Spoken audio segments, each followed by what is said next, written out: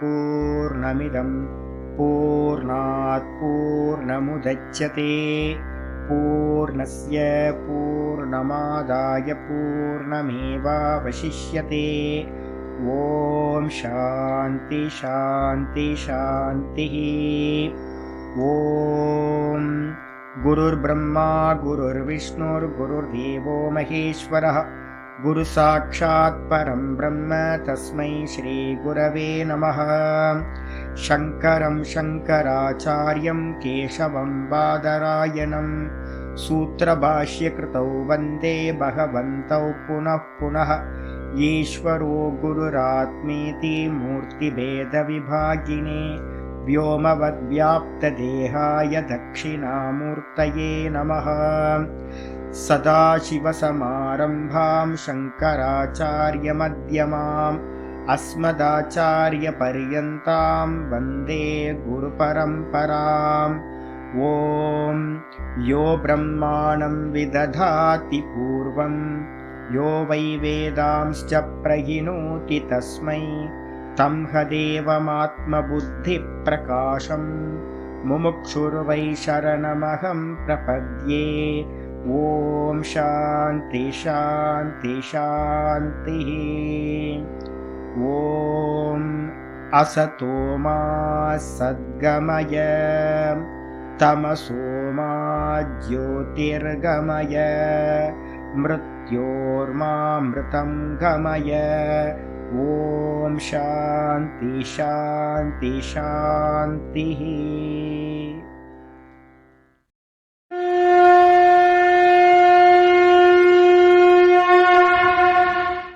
ॐ पार्थाय प्रतिबोधितां भगवता नारायणेन स्वयं व्यासेन ग्रथितां पुराणमुनिना मध्ये महाभारतम् अद्वैतामृतवर्षिणीं भगवतीम् अष्टादशाध्यायिनीम् अम्ब त्वामनुसन्दधामि भगवद्गीते भवद्वेषिणीम्।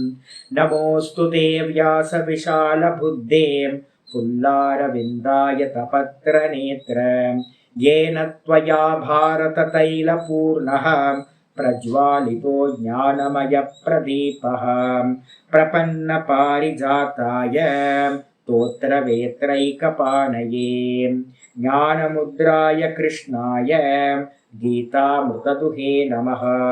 सर्वोपनिषदो गावः दोग्धा गोपालनन्दनः पार्थो वत्ससुधीर्भोक्ता दुग्धं गीतामृतं महत्।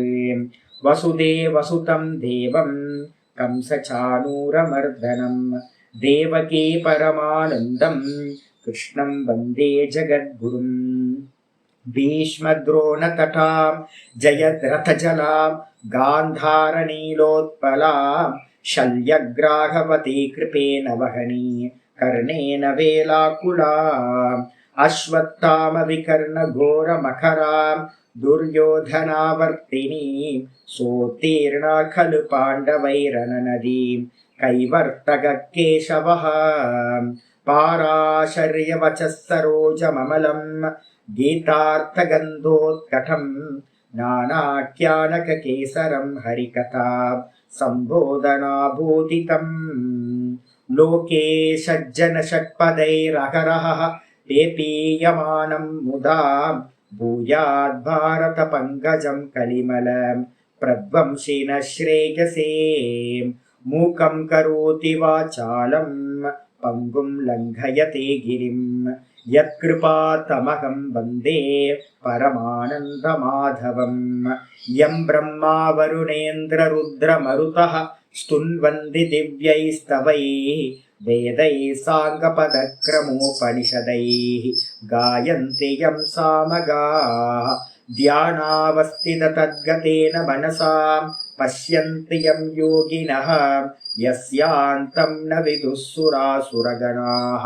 देवाय तस्मै नमः देवाय तस्मै नमः।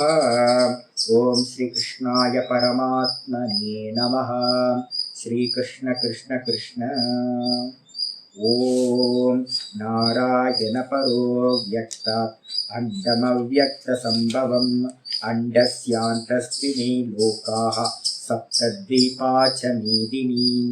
ஓம். எல்லாருக்கும் நமஸ்காரம். நம்ம பார்த்துட்டு இருக்கிறது பகவத்கீதையில் 4th சாப்டர் சம்மரி பார்த்துட்டு இருக்கோம். நேற்று பாட்டத்தில் நம்ம என்ன பார்த்துருக்கோம், கிளாஸில் 30 ஸ்லோகம் வரைக்கும் பார்த்துருக்கோம். இன்னைக்கு 31வது ஸ்லோகம் ஆரம்பிக்கலாம். இந்த 30 ஸ்லோகத்துக்கு முன்னாடி 25லேருந்து ஆரம்பித்தோம். 25லேருந்து ஆரம்பித்து எது வரைக்கும் வந்திருக்கு அப்படின்னா அந்த 30 ஸ்லோகங்கள் வரைக்கும் மொத்தம் 12 யஜ்யங்களை பற்றி பார்த்துருக்கோம். இந்த 12 யஜ்யங்கள் ஞான யோகத்துக்கு வரும்போது ஒரு ப்ராப்ளம் இருக்குது. என்னன்னு கேட்டிங்கன்னா, புரிஞ்சா போதுன்ற வேதாந்தத்துக்கு இது எதுவுமே தேவையில்லை. இந்த யஜ்யங்கள் எதையுமே அனுஷ்டானம் செய்ய வேண்டாம். ஏன் அப்படின்னா, ஆத்மாவை புரிஞ்சுக்கிறது நம்ம இன்டலெக்சுவல் கொஞ்சம் புத்திசாலித்தனம் இருந்தால் ஈஸியாக புரிஞ்சுக்க முடியும். அப்போ அதனால் பார்த்தீங்க அப்படின்னா இங்கே சொல்ல வர்றது இந்த 12 யஜ்யங்களில் ஞான யஜ்யத்தை மட்டும் விட்டுட்டோம் அப்படின்னா மீதி இருக்கிற எல்லாமே பார்த்தீங்கன்னா அவசியம் பண்ண வேண்டியது. அதாவது 18th சாப்டரில் 5வது ஸ்லோகம் சொல்லுது, யஜ்ஞோதான தபக்கர்ம நத்தியாஜ்யம், இதை தியாகம் செய்யக்கூடாது, காரியமேவதது. இந்த யஜ்யங்கள் அவசியம், காரியம் அப்படின்னா அவசியம் செய்யத்தக்கவைகள். ஏன் சுவாமி அப்படின்னா, யஜ்ஞோதானோ தபக்கர்ம பாவனானி மனிஷினா.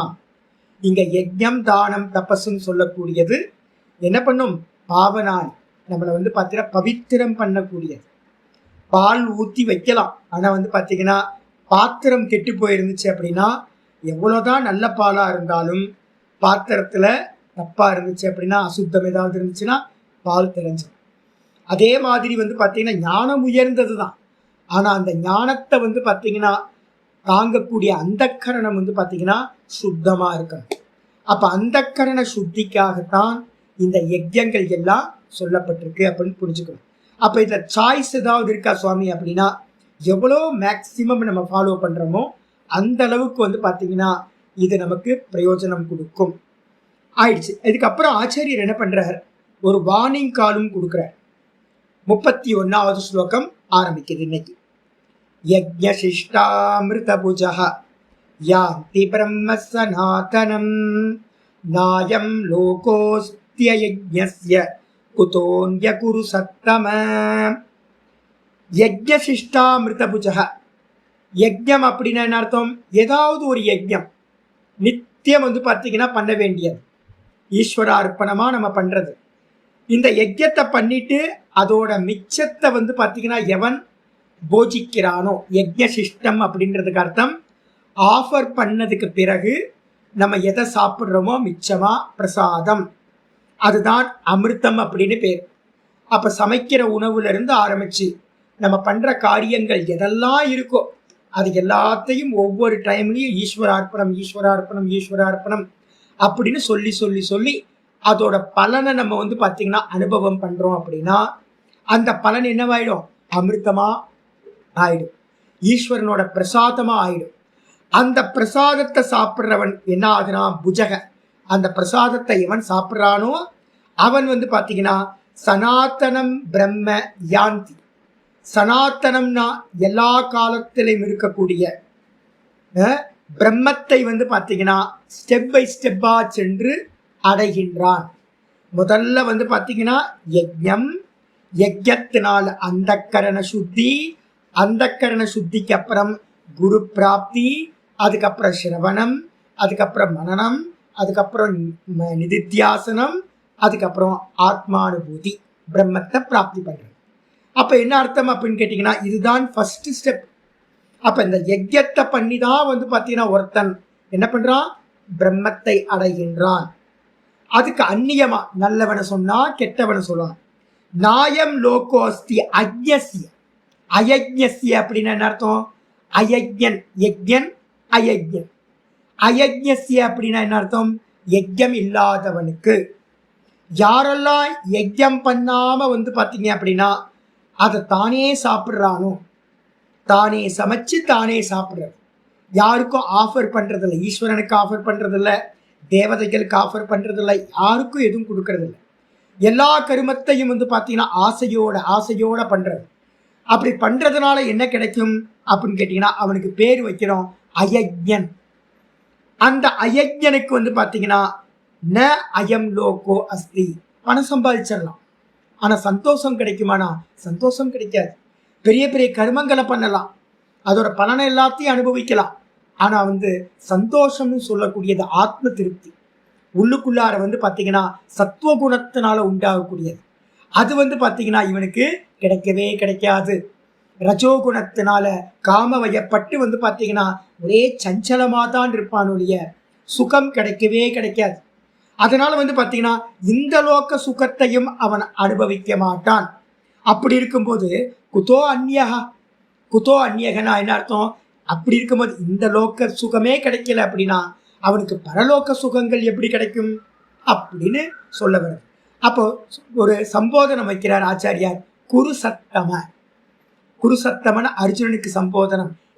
அர்ஜுனா, குரு பரம்பரையில பிறந்தவனே, குரு வம்சத்துல பிறந்தவனே, நீயும் என்ன பண்ணு, யஜ்ஞமா கர்மங்களை செய்வாயாக அப்படின்னு அங்க கட்டளையா பேர் ஆச்சாரியார் வச்சிருக்கார்.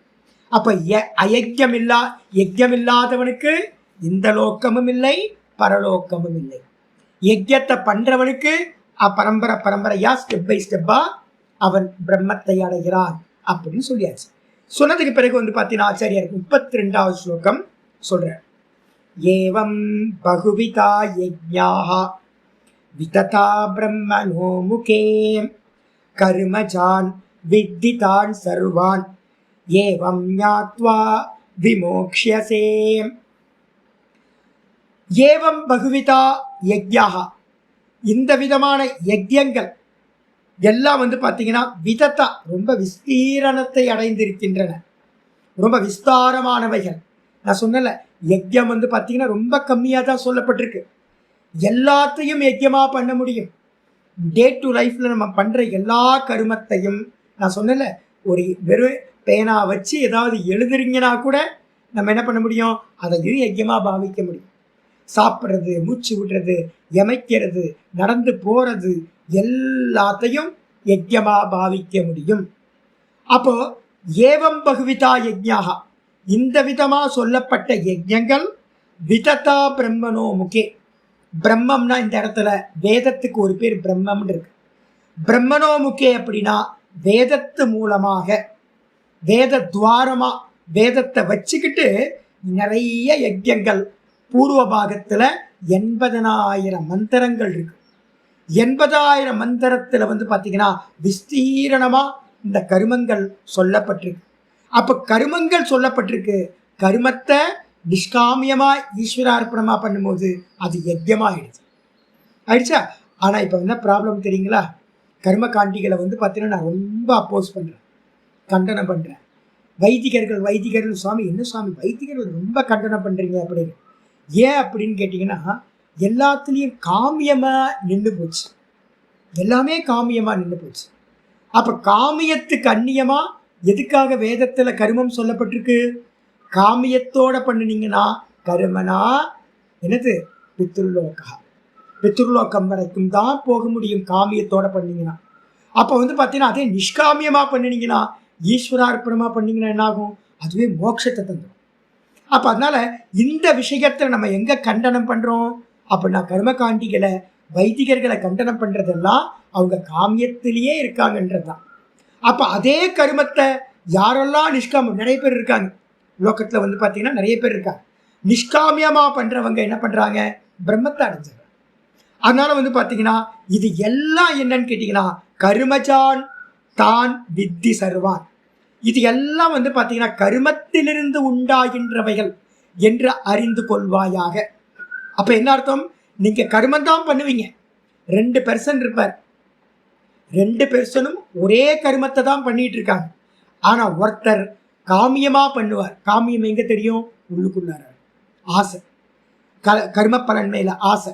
அதே நேரத்துல இன்னொருத்தரும் அதே கர்மத்தை தான் பண்ணுவார். வெளியில இருந்து பார்க்கறதுக்கு தெரியவே தெரியாது. டிஃபரன்ஸ் இருக்கவே இருக்காது.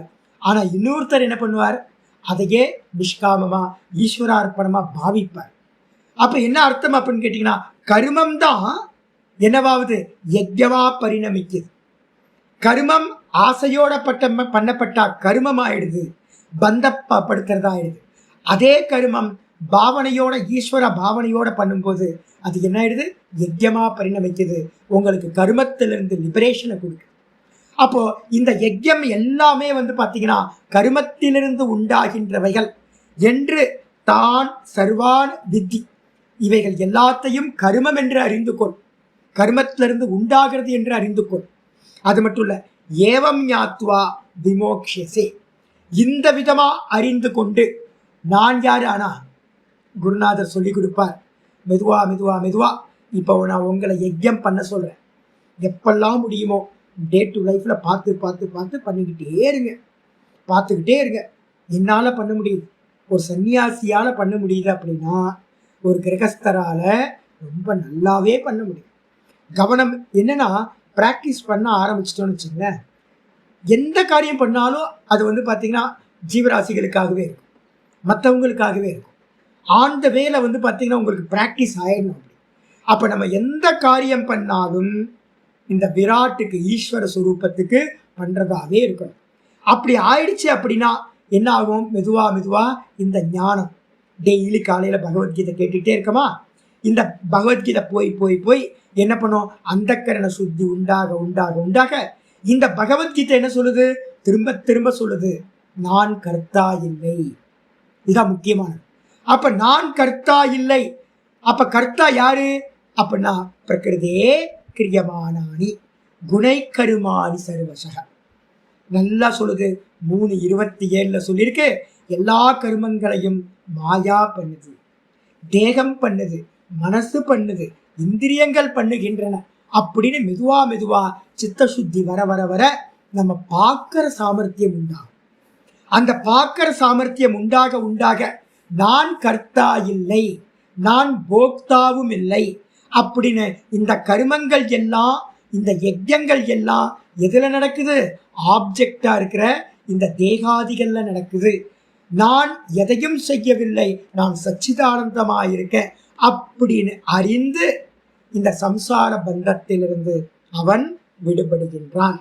அப்படின்னு பார்த்தீங்கன்னா இந்த விதமா அறிந்து விடுபடுவாயாக அப்படின்னு ஆச்சாரியர் என்ன பண்றார், சொல்லி முடிச்சிருக்காரு.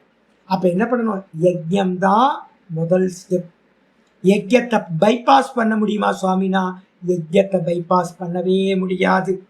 ஆச்சாரியார் 33வது ஸ்லோகத்துக்கு வர, ஸ்ரேயான் திரவியமயாத் யஜ்ஞாத் ஞான யஜ்ய பரந்தப சர்வம் கர்மாக்கிலம் பார்த்த ஞானே பரிசமாப்யதே. ஆச்சாரியர் சொல்றாரு, மொத்தம் 12 யஜ்யம் வச்சிருக்குமா. 12ல் பார்த்தீங்கன்னா 2வது யஜ்யம் என்ன பார்த்தோம், ஞான யஜ்யம் பார்த்துருக்கோம். பிரம்ம ஆத்ம ஐக்கிய ஞானம் இப்போ நம்ம பார்த்துக்கிட்டு இருக்கிறது தான்.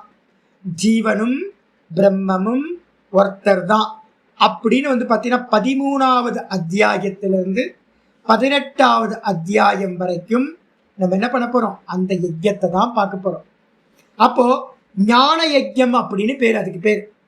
அந்த ஞான யஜ்யம் தான் எப்படிப்பட்டது அப்படின்னா, ஸ்ரேயான் திரவியமயாத் யஜ்ஞாத் கம்பேரிசன் பண்ணுது. இந்த உலகத்துல நிறைய யஜ்யங்கள் இருக்கு. நிறைய பேர் என்ன பண்றாங்க, வைஷ்ணவர்களில் போய் பார்த்தீங்க அப்படின்னா, நார்த் இந்தியாவில் பார்த்தீங்கன்னா தெரியும். நார்த் இந்தியாவில் என்னன்னு கேட்டிங்கன்னா, சந்நியாசம் பண்ணவங்க கூட குடுமி வச்சிருப்பாங்க. நீங்க அந்த வீடியோலாம் பார்த்தீங்கன்னா தெரியும்.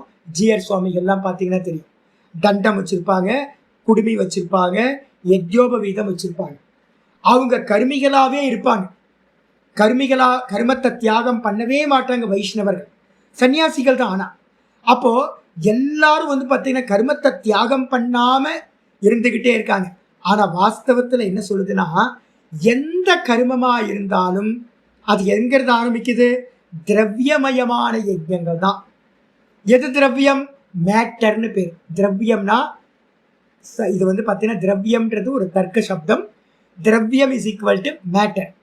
மேட்டரை வச்சுதான் இங்க இருக்கக்கூடிய எல்லா கருமங்களும் செய்யப்படுகின்றன. எது மேட்டர்? என்னுடைய புத்தி மேட்டர், மனசு மேட்டர், இந்த இந்திரியங்கள் மேட்டர், இந்த தேகம் மேட்டர், இதுக்கு காரணமா இருக்கிற அவித்யா மேட்டர், இதுக்கு காரணமா இருக்கிற மாயா தத்துவம் சொல்றோம்ல குணங்கள், 3 குணங்கள் மேட்டர். மேட்டர்னா என்ன அர்த்தம்? ஜடம். ஜடத்தை வச்சுதான் பாத்தீங்கன்னா இந்த எல்லா கருமங்களும் செய்யப்படுகின்றன. அப்ப ஜடம் பெருசா இல்ல சேத்தனம் பெருசான்னு வந்துச்சுன்னா எது பெருசு? சேத்தனம் தான் பெருசு, சைத்தன்யம் தான் பெருசு, உணர்வு தான் பெருசு. அப்போ இந்த திரவியமயமான யஜ்யங்களை காட்டிலும் எது பெருசு அப்படின்னா ஞான யஜ்யமானது ஸ்ரேயான். ஸ்ரேயான என்ன அர்த்தம்? மிகப்பெரியது, சிறந்தது. ஏன் அப்படின்னு கேட்டீங்கன்னா மற்ற எல்லா கருமங்களும் பந்தப்படுத்துது. கருமனா பத்தியதே ஜந்து. நம்ம எல்லா கருமத்தினால புண்ணிய பாபம், அதுல இருந்து ரீபர்த்து கிடைச்சிக்கிட்டே இருக்கு நமக்கு. இதே யஜ்யமா பண்ணினீங்கன்னா என்ன கிடைக்கும்? சித்த சுத்தி தான் கிடைக்கும். வைஷ்ணவ சாதுக்கள் என்ன பண்றாங்க? நிறைய பேர் கர்மயோகமா பண்ணிக்கிட்டே இருக்காங்க, கர்மத்தை யஜ்யமா பண்ணிட்டு இருக்காங்க. ஆனா ஞானத்துக்கு வரவே மாட்டாங்க. ஆனா பர்பஸ் என்னது? யஜ்யமா பண்றதுனால எது கிடைக்கும்? சித்த சுத்தி கிடைக்கும். சித்த சுத்தி மூலமா நமக்கு எங்க வந்துடணும்? ஞானத்துக்கு வந்துடணும். அப்ப அந்தந்த இடத்துல தேங்கி நின்றுட்டீங்க அப்படின்னா உங்களுக்கு என்ன, அது பூரண பலன் கிடைக்காம போயிடும். சில பேர் கர்மத்துல நின்றுடுறாங்க. இப்ப நிறைய இன்ஸ்டிடியூஷன் இருக்கு. ராமகிருஷ்ண மடத்துல இருக்கவங்க நிறைய பிரான்ச்சஸ் நிறைய இருக்கு. ராமகிருஷ்ண மடத்திலேயே பாத்தீங்கன்னா கொஞ்சம் பேர் நல்லா படிச்ச சாஸ்திரத்தெல்லாம் அத்தியனம் பண்ணி நல்ல புத்திசாலிகள்லாம் நிறைய பேர் இருக்காங்க. ஆனா பிரான்ச்சஸ்ல நிறைய பேர்ல பாத்தீங்கன்னா தமிழ்நாட்டிலேயே நிறைய பிரான்ச்சஸ் இருக்கு. என்ன பண்றாங்க? அவங்களோட கோலே பாத்தீங்கன்னா கர்மயோகம் தான். நிறைய எனக்கு தெரிஞ்ச நிறைய இன்ஸ்டிடியூஷன் தமிழ்நாட்டில் இருக்கு. சின்னதாக இருக்கு. நிறைய கோல் என்னப்பா அப்படின்னா சாஸ்திரம் படிக்கிறது இதெல்லாம் தூக்கி ஓரமாக வச்சுட்டு வெறும் கர்மயோகம் கர்மயோகம் கர்மயோகம்னு கர்மயோகத்திலேயே இருப்பார். யஜ்யத்திலேயே இருக்கிறது. ஆக்சுவலாக என்னப்பா எவ்வளோ நாள் யஜ்யத்தில் இருப்பேன்? யஜ்யத்தை பண்ணிட்டு அதோட ஈல்டு என்னது? சித்த சுத்தி. சித்த சுத்தி மூலமா குருட்ட போய் வேதாந்தம் படிக்கணும்ல, அந்த காரியத்தை பண்ண மாட்டாங்க. அப்ப என்ன அர்த்தமாகுது அப்படின்னு கேட்டீங்கன்னா அவங்க கர்மயோகத்தையோடைய நின்றுட்டாங்க. அதனால பாத்தீங்கன்னா சாஸ்திரம் சொல்லுது, நீ கர்மம் பண்ணினாலும் சரி, அதை கர்ம யோகமா பண்ணினாலும் சரி, கர்மத்தோட எண்டு பித்ருலோகம் வரைக்கும், கர்ம யோகத்தோட பலன் சித்த சுத்தி வரைக்கும். ஆனா பாத்தீங்கன்னா ஞான யோகம் என்ன பண்ணும்? ஞான யோகம் பாத்தீங்கன்னா மோட்சத்தை கொடுக்கும். அப்ப மோட்சத்தை கொடுக்கிறது தானே பெஸ்ட். அதனால சொல்றார் ஞான யோகம் பாத்தீங்கன்னா ஞான யஜ்யம். அந்த ஞான யஜ்யம் பாத்தீங்கன்னா நான் பிரம்மமாயிருக்கேன் அப்படின்னு ஜீவனை தூக்கி பிரம்மத்தோட ஐக்கியம் பண்ற யஜ்யம். அதுதான் ரொம்ப சிறப்பானது அப்படின்னு சொல்லியாச்சு. சொன்னதுக்கு பிறகு ஹே பரந்தப, எதிரிகளை வாட்டுபவனே, கருமத்தில் இருக்கிற புத்திய மெதுவா நிஷ்காமியத்துக்கு கொண்டு வா. நிஷ்காமியத்தையும் பண்ணி என்ன பண்ணு? சித்த சுத்தியை அடைஞ்சு ஞானத்துக்கு வா. அல்பமான விஷயங்கள்ல தங்கிராத சொல்லிட்டு சொல்றாரு, சர்வம் கருமாக்கிலம் பார்த்த. பார்த்த சுவாமி, இந்த ப்ராசஸ் ரொம்ப பெருசா இருக்கே சுவாமி. பெருசா இருக்கா? அதான் பொறுமையா இருக்கு. பார்த்த, நீ எப்படி பாத்தீங்கன்னா உங்க அம்மா பொறுமையா இருந்தாங்களோ, இந்த பூமி பொறுமையா இருக்கோ, அதே மாதிரி நீயும் என்ன பண்ணு? இந்த ஞான யஜ்யத்துல ரொம்ப பொறுமையா இருக்கு. ஏற்கனவே நம்ம பார்த்துருக்கோம், இந்த சித்திர் பவதி கர்மச்சா, கர்மத்தோட பலன் ரொம்ப சீக்கிரமா இந்த லோகத்துல உண்டாகுது. அப்ப எல்லா மனிதர்களும் என்ன பண்றாங்க? கர்மம் தான் சீக்கிரம் பலன் கொடுக்குதுன்னு கர்மத்திலேயே போயிட்டு இருக்காங்க. ஆனா ஞான யஜ்யம் மோட்சத்தை கொடுக்கும். அப்ப மோட்சத்தை கொடுக்கறதுனால நம்ம என்ன பண்ணணும்? சீக்கிரம் கொடுக்காது, ஸ்லோ ப்ராசஸ் தான். அதனால நம்ம என்ன பண்ணணும்? ரொம்ப பொறுமையா இருக்கணும். அதுக்காக தான் திரும்ப பார்த்தன்ற சப்தத்தை யூஸ் பண்றேன். பார்த்த, பொறுமையா இரு. சர்வம் கருமாக்கிலம் பார்த்த ஞானே பரிசமாப்பியது. நம்ம பண்ற எல்லா கருமங்களும் எங்க பாத்தீங்கன்னா பூர்த்தியாகும் அப்படின்னா கர்மம் கர்ம யோகம். கர்ம யோகத்துக்கு அப்புறம் சித்த சுத்தி, சித்த சுத்திக்கு அப்புறம் கர்மத்தோட பர்பஸ் முடிஞ்சிடும். கர்ம தியாகம், கர்ம தியாகத்துக்கு அப்புறம் ஞானம், ஞானத்துக்கு அப்புறம் ஞான நிஷ்டை.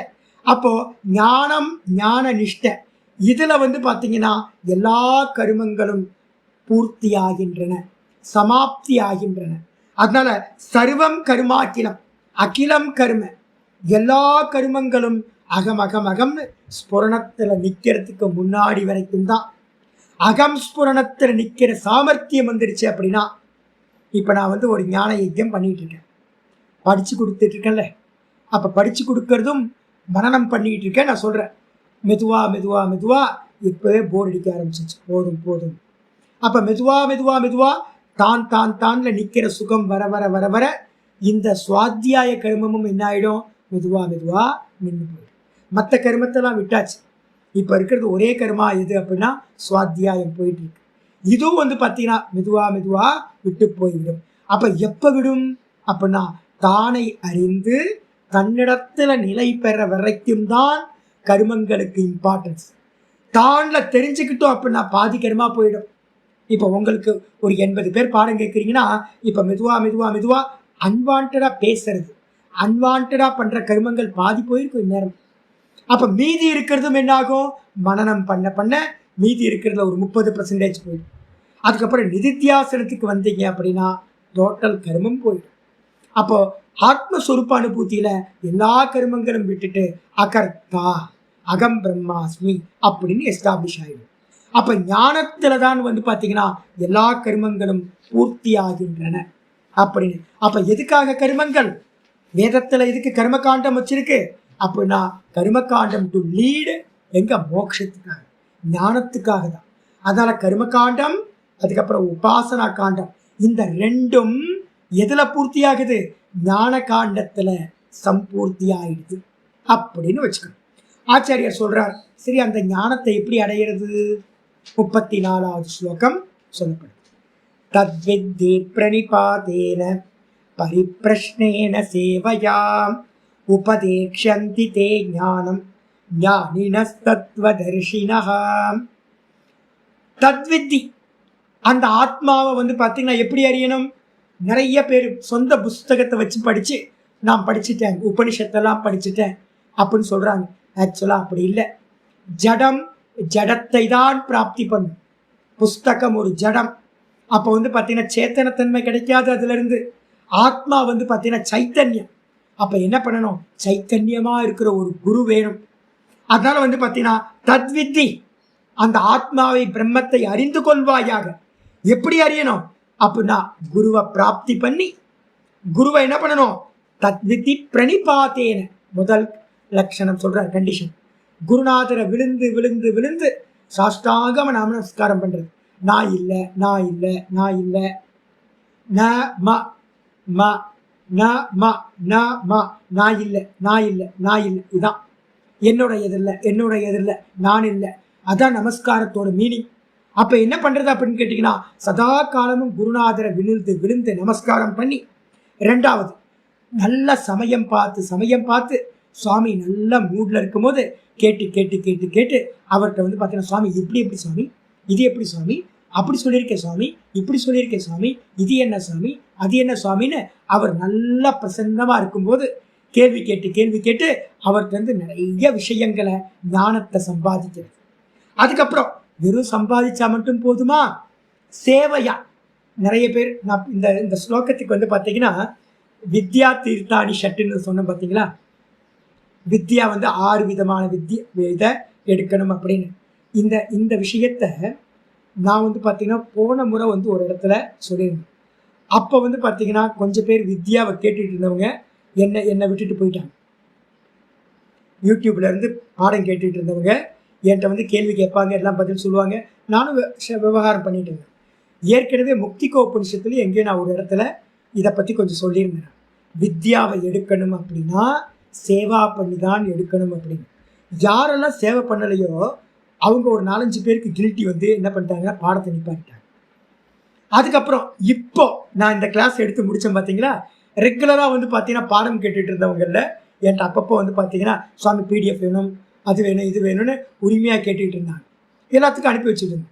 இந்த பாடம் வந்து நான் எடுத்தோன்னே அவங்க எல்லாம் டிஸ்கனெக்ட் ஆகிட்டாங்க.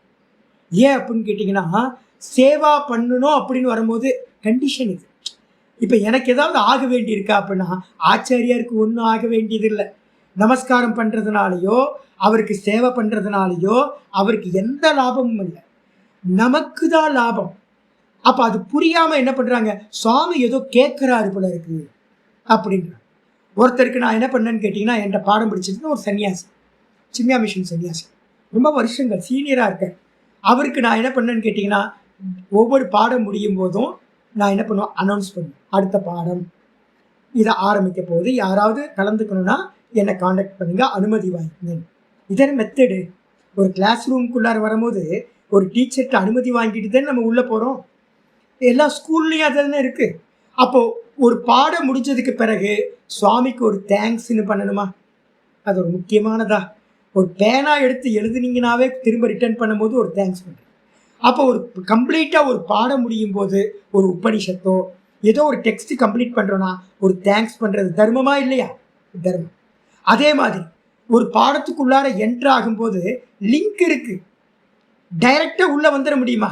சுவாமி நான் அடுத்த பாடத்தில் கலந்துக்கிறேன் அப்படின்னு கேட்குறேன். அது தர்மமா? தர்மம் தான். அப்போ தர்மமாக நடந்துக்குங்கன்னு ஒரு மெசேஜ் நான் போட்டேன். யாராக இருந்தாலும் தர்மமாக நடந்துக்குங்க. தர்மமாக நடந்துக்குன்னா என்ன அர்த்தம்? ஆச்சாரியர் வந்து முக்திகோபனிஷத்து சொல்கிறார், அகிருதஜ்ஞாய ந தேயம், கிருதஜ்ஞாய தேயம், அகிருதஜ்ஞாய ந தேயம். நன்றி உள்ளவனுக்கு இந்த வித்யாவை சொல், நன்றி இல்லாதவனுக்கு இந்த வித்யாவை கொடுக்காதே அப்படின்னு ஆச்சாரியார் கீதாலையும் சொல்ல போகிறார். அப்போ என்ன பண்ணுறோம் அப்படின்னா, ஒரு வித்யாவை வாங்குகிறோம் அப்படின்னா அதில் ஒரு நன்றி உணர்ச்சி இருக்கணும். ஐயோ சுவாமிக்கு நம்ம கைமாறு என்ன பண்ண போகிறோம் அப்படின்னு. இப்போ என்னோட ஆச்சாரிய சுவாமிக்கு நான் கைமாறே பண்ண முடியாது. இப்போவும் நான் என்ன பண்ணிட்டு இருக்கேன், தட்சணையை தான் அனுப்ப முடியுது. நான் தூரத்தில் இருக்கேன், நமஸ்காரம் விழுந்து விழுந்து மனசால பண்ணுறேன். தூரத்தில் சுவாமி பேசும்போதெல்லாம் சுவாமிகிட்ட வந்து பார்த்தீங்கன்னா நல்லா நமஸ்காரத்தை கொடுக்குறேன். அப்போ என்னால் முடிஞ்ச எதா தட்சணை நான் வந்து பார்த்தீங்கன்னா என்னோட ஆச்சாரிய சுவாமிக்கு அனுப்பி வச்சுக்கிட்டே இருக்கேன். இப்போவும் எதுக்காக பண்ணுறோம் அப்படின்னு வேறு எதுவும் பண்ண முடியாது. நான் இருந்த வரைக்கும், பக்கத்தில் இருந்த வரைக்கும் எல்லா சேவையும் பிரியமாக பண்ணேன், ஒவ்வொன்றும் பிரியமாக பண்ணேன். ஆனால் இப்போ தூரத்தில் இருக்க நான் என்ன பண்ண முடியும்? அப்போ வந்து பார்த்தீங்கன்னா எனக்கு கைங்கரியம் எதுவும் பண்ண முடியாததுனால என்ன முடியுமோ அதை பண்ணிக்கிட்டு இருக்கேன். இதான தர்மம். அப்போ தர்மம் பண்ணணும் அப்படின்னு சொன்னோன்னே அந்த சுவாமி தப்பா நினைச்சுக்கிட்டார். சுவாமி நம்மள்கிட்ட வந்து பார்த்தீங்கன்னா என்ன பண்றார், பணம் கேட்கிறார் அப்படி. ஐயோ பகவானே, தர்மத்துக்கு அர்த்தமே தெரியாம நிறைய பேர் இருக்காங்க. தர்மம்ன்றதுக்கு அர்த்தம் வந்து பார்த்தீங்கன்னா பரஸ்பரம் இருக்கிறது. அது சொசைட்டிலையா இருக்கட்டும், ஒரு வீட்டுக்குள்ளாரையா இருக்கட்டும். வைஃப் வந்து பார்த்தீங்கன்னா ரொம்ப கஷ்டப்பட்டு 3 மணி நேரம் 4 மணி நேரம் சமைக்கிறாங்க. சமைச்சு பிளேட்டில் வச்ச மாத்திரத்தில் ஒரு சின்ன ஒரு ப்ரைஸ் கொடுத்தா போதும், ரொம்ப நல்லா பண்ணியிருக்கேம்மா, போதும், முடிஞ்சு போச்சு. அதான் நீங்கள் கொடுக்குற தர்மம். அது கஷ்டப்பட்டு ஒன்று பண்ணுறாங்க. அப்போ நான் காஃபி ரொம்ப நல்லா இருக்கே, இன்றைக்கி வந்து சாம்பார் சூப்பராக இருக்கே, அவ்வளோதான், போதும் இது. அப்போ தர்மம்ன்றது வந்து பார்த்தீங்கன்னா ஒவ்வொரு இடத்துலையும் வேறுபட்டுக்கிட்டே இருக்கு. அப்போ ஆச்சாரியர்கிட்ட வந்து தர்மம் என்ன அப்படின்னு கேட்டிங்கன்னா நன்றியோடு இருக்கிறது, சேவையோடு இருக்கிறது. அந்த சேவையில் அது வந்து பார்த்தீங்கன்னா பல விதங்களை சொல்லப்பட்டிருக்கு, 6 விதமாக சொல்லப்பட்டிருக்கு. அப்போ அதனால வந்து பார்த்தீங்கன்னா பரிப்பிரஷ்னேன சேவையா, சேவா பண்ணி காலில் விழுந்து நமஸ்காரம் பண்ணி இந்த கேள்விகள் மூலமா இந்த ஆத்மாவை, பிரம்மத்தை அறிந்து கொள்ள வேண்டும். ராமர் சொல்றார், கிருஷ்ணர் சொல்றார், எல்லா பரம்பரையில ஆதி காலத்திலிருந்து இதுதான் கண்டிஷன் வச்சிருக்கு. அப்பதான் டிரான்ஸ்ஃபர்மேஷன் நடக்கும். இல்லைன்னா வெறும் சப்தமா தெரிஞ்சுப்பீங்க. அந்த சப்தத்துல ஒரு சாமர்த்தியம் எப்ப வரும்னா ஈஸ்வரனோட அனுகிரகம் குரு மூலமா அந்த சப்தத்துக்குள்ளார பிரவேசம் பண்ணிடும். அப்ப பிரவேசம் பண்ணதுக்கு பிறகுதான் அந்த சப்தம் ஆத்ம ஞானத்தை கொடுக்கறதா இருக்கும். இல்லைன்னா சப்தம் தெரிஞ்சுக்கலாம், அடிச்சா அது மட்டும் இல்லை, உபதேக்ஷந்தி தே ஞானம். இந்த கண்டிஷனோட யாரு பக்கத்துல அணுகிறாங்களோ, குருநாதர் பக்கத்துல போறாங்களோ அவர்களுக்கு ஞானி புருஷர்கள் என்ன பண்றாங்க, உபதேக்ஷந்தி தே ஞானம், அந்த ஜீவ பிரம்ம ஐக்கிய ஞானத்தை அவர்கள் உபதேசிக்கின்றார்கள். எப்படிப்பட்டவங்க, ஞானினஸ் தத்துவதரிசினா, ஞானிகளாகவும் இருக்கணும், அதே நேரத்துல தத்துவத்தை அனுபூதி பண்ணவங்களாகவும் இருக்கணும், தத்துவத்தை பார்க்கின்றவர்களா இருக்கணும், பிரம்மத்தையே பார்க்கிறவங்களா இருக்கணும். ஸ்ரோத்ரியம் பிரம்மனிஷ்டம், பரம்பரையில படிச்சவங்களா இருக்கணும், அதுக்கு பதிலாக ஞானின்னு போட்டாச்சு. நிறைய ஞானிகள் இருக்காங்க, தத்துவத்தை அறிந்தவர்கள் இருக்காங்களா, பிரம்மனிஷ்டர்கள், அது கம்மி. அப்போ குருநாதர் எப்படி இருக்கணும்? அப்போ நான் பிரம்மத்தையே லட்சியமாக வச்சுக்கிட்டு பிரம்மத்தை பார்க்கிறவராக இருக்கக்கூடிய அந்த ஞானிகள் இந்த தத்துவத்தை உனக்கு உபதேசிப்பார்கள். சொல்லியாச்சு. 34. 35வது மந்திரம் சொல்றார், ரொம்ப முக்கியமானது. ஏவம் ஞாத்வா ந புனர் மோகம் ஏவம் யாஸ்யசி பாண்டவ ஏன பூதான்ய சேஷேன ஏன பூதான்ய சேஷேன லக்ஷ்யஸ்யாத்மன்யதோ மயீம் யஜ்ஞாத்வா ந புனர்மோகம் ஏவம் யாஸ்யசி பாண்டவ ஏன பூதான்யசேஷேன திரக்ஷ்யஸ்யாத்மன்யதோ மயீம். முக்கியமான ஸ்லோகம். வெறும் சிரவண மாத்திர ஞானம் போதுமா அப்படின்னா போதாது. ஏன்னு கேட்டீங்கன்னா, சிரவணம் பண்ணவங்க 1000 பேர் இருக்காங்க. 1000 பேர் பார்த்தீங்கன்னா சிரவணம் பண்ணவங்க இருக்காங்க. மனுஷ்யானாம் சகஸ்ரேஷு கஷ்டித் யததி சித்தயே யததாமாப்தி சித்தானாம் கஷ்டித் வேதி தத்வதா. ஒரு ஸ்லோகம் பார்த்தீங்கன்னா பின்னாடி வரப்போகுது, வந்துருச்சு இல்லது, மனுஷ்யானாம் சகஸ்ரேஷு வந்துருச்சு. அப்போ பார்த்தீங்க அப்படின்னா ஆயிரக்கணக்கான மனிதர்களில் முயற்சி பண்ணுறவங்க நிறைய, அதில் உள்ளது உள்ளபடி அனுபூதி பண்ணுறவங்க ரொம்ப கஷ்டமாக இருக்கு, ரொம்ப சிலர். ஏன்னா கண்டிஷனுக்குள்ளார வர்றதில்லை.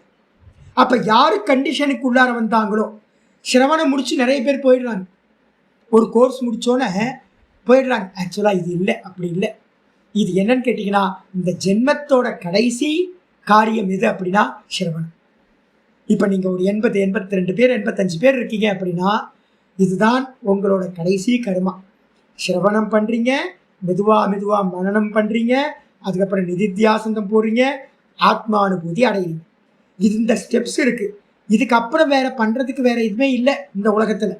அப்போது எத்து ஞாத்துவா, எதனை அறிந்த பிறகு ந புனர்மோகம் யாஸ்யசி, திரும்பவும் மோகத்தை நீ அடைய மாட்டாயோ. இப்போ நமக்கு மோகம் இருக்கா? பாடம் கேட்டவங்களுக்கும் மோகம் இருக்கு, பாடம் கேட்டுக்கிட்டு இருக்கவங்களுக்கு மோகம் இருக்கு. சில பேர் சிரவணம் பண்ணுறோம், சில பேர் மனனம் பண்ணிக்கிட்டு இருக்கோம். ஆனாலும் மோகம் போச்சா? கொஞ்சம் கொஞ்சம் போயிருக்கு சுவாமி. அப்போ என்ன அர்த்தம் அப்படின்னு கேட்டிங்கன்னா, இன்னும் தேகாத்ம பாவம் பூரணமாக போகலை. தேகத்துக்கு ஏதாவது வந்துச்சுன்னா பரிதவிக்கிறோம். நம்ம சொந்த பந்தத்தில் இருக்கிறவங்களுக்கு ஏதாவது நடந்துச்சுன்னா, ரிலேட்டிவ்ஸ்க்கு ஏதாவது, குழந்தைங்களுக்கோ பேர குழந்தைங்களுக்கோ உள்ளுக்குள்ளார கொஞ்சம் பதறுது. அப்போ என்ன அர்த்தம்? இன்னும் மோகம் போகலை. இது எல்லாம் எனக்கு மேலே கல்பிதம். எப்படி சொப்பனமோ அதே மாதிரி நான் பார்க்கிற எல்லாம் சொப்பனம் அப்படின்ற அந்த ஞானம் இன்னும் ஸ்திரமாகலை.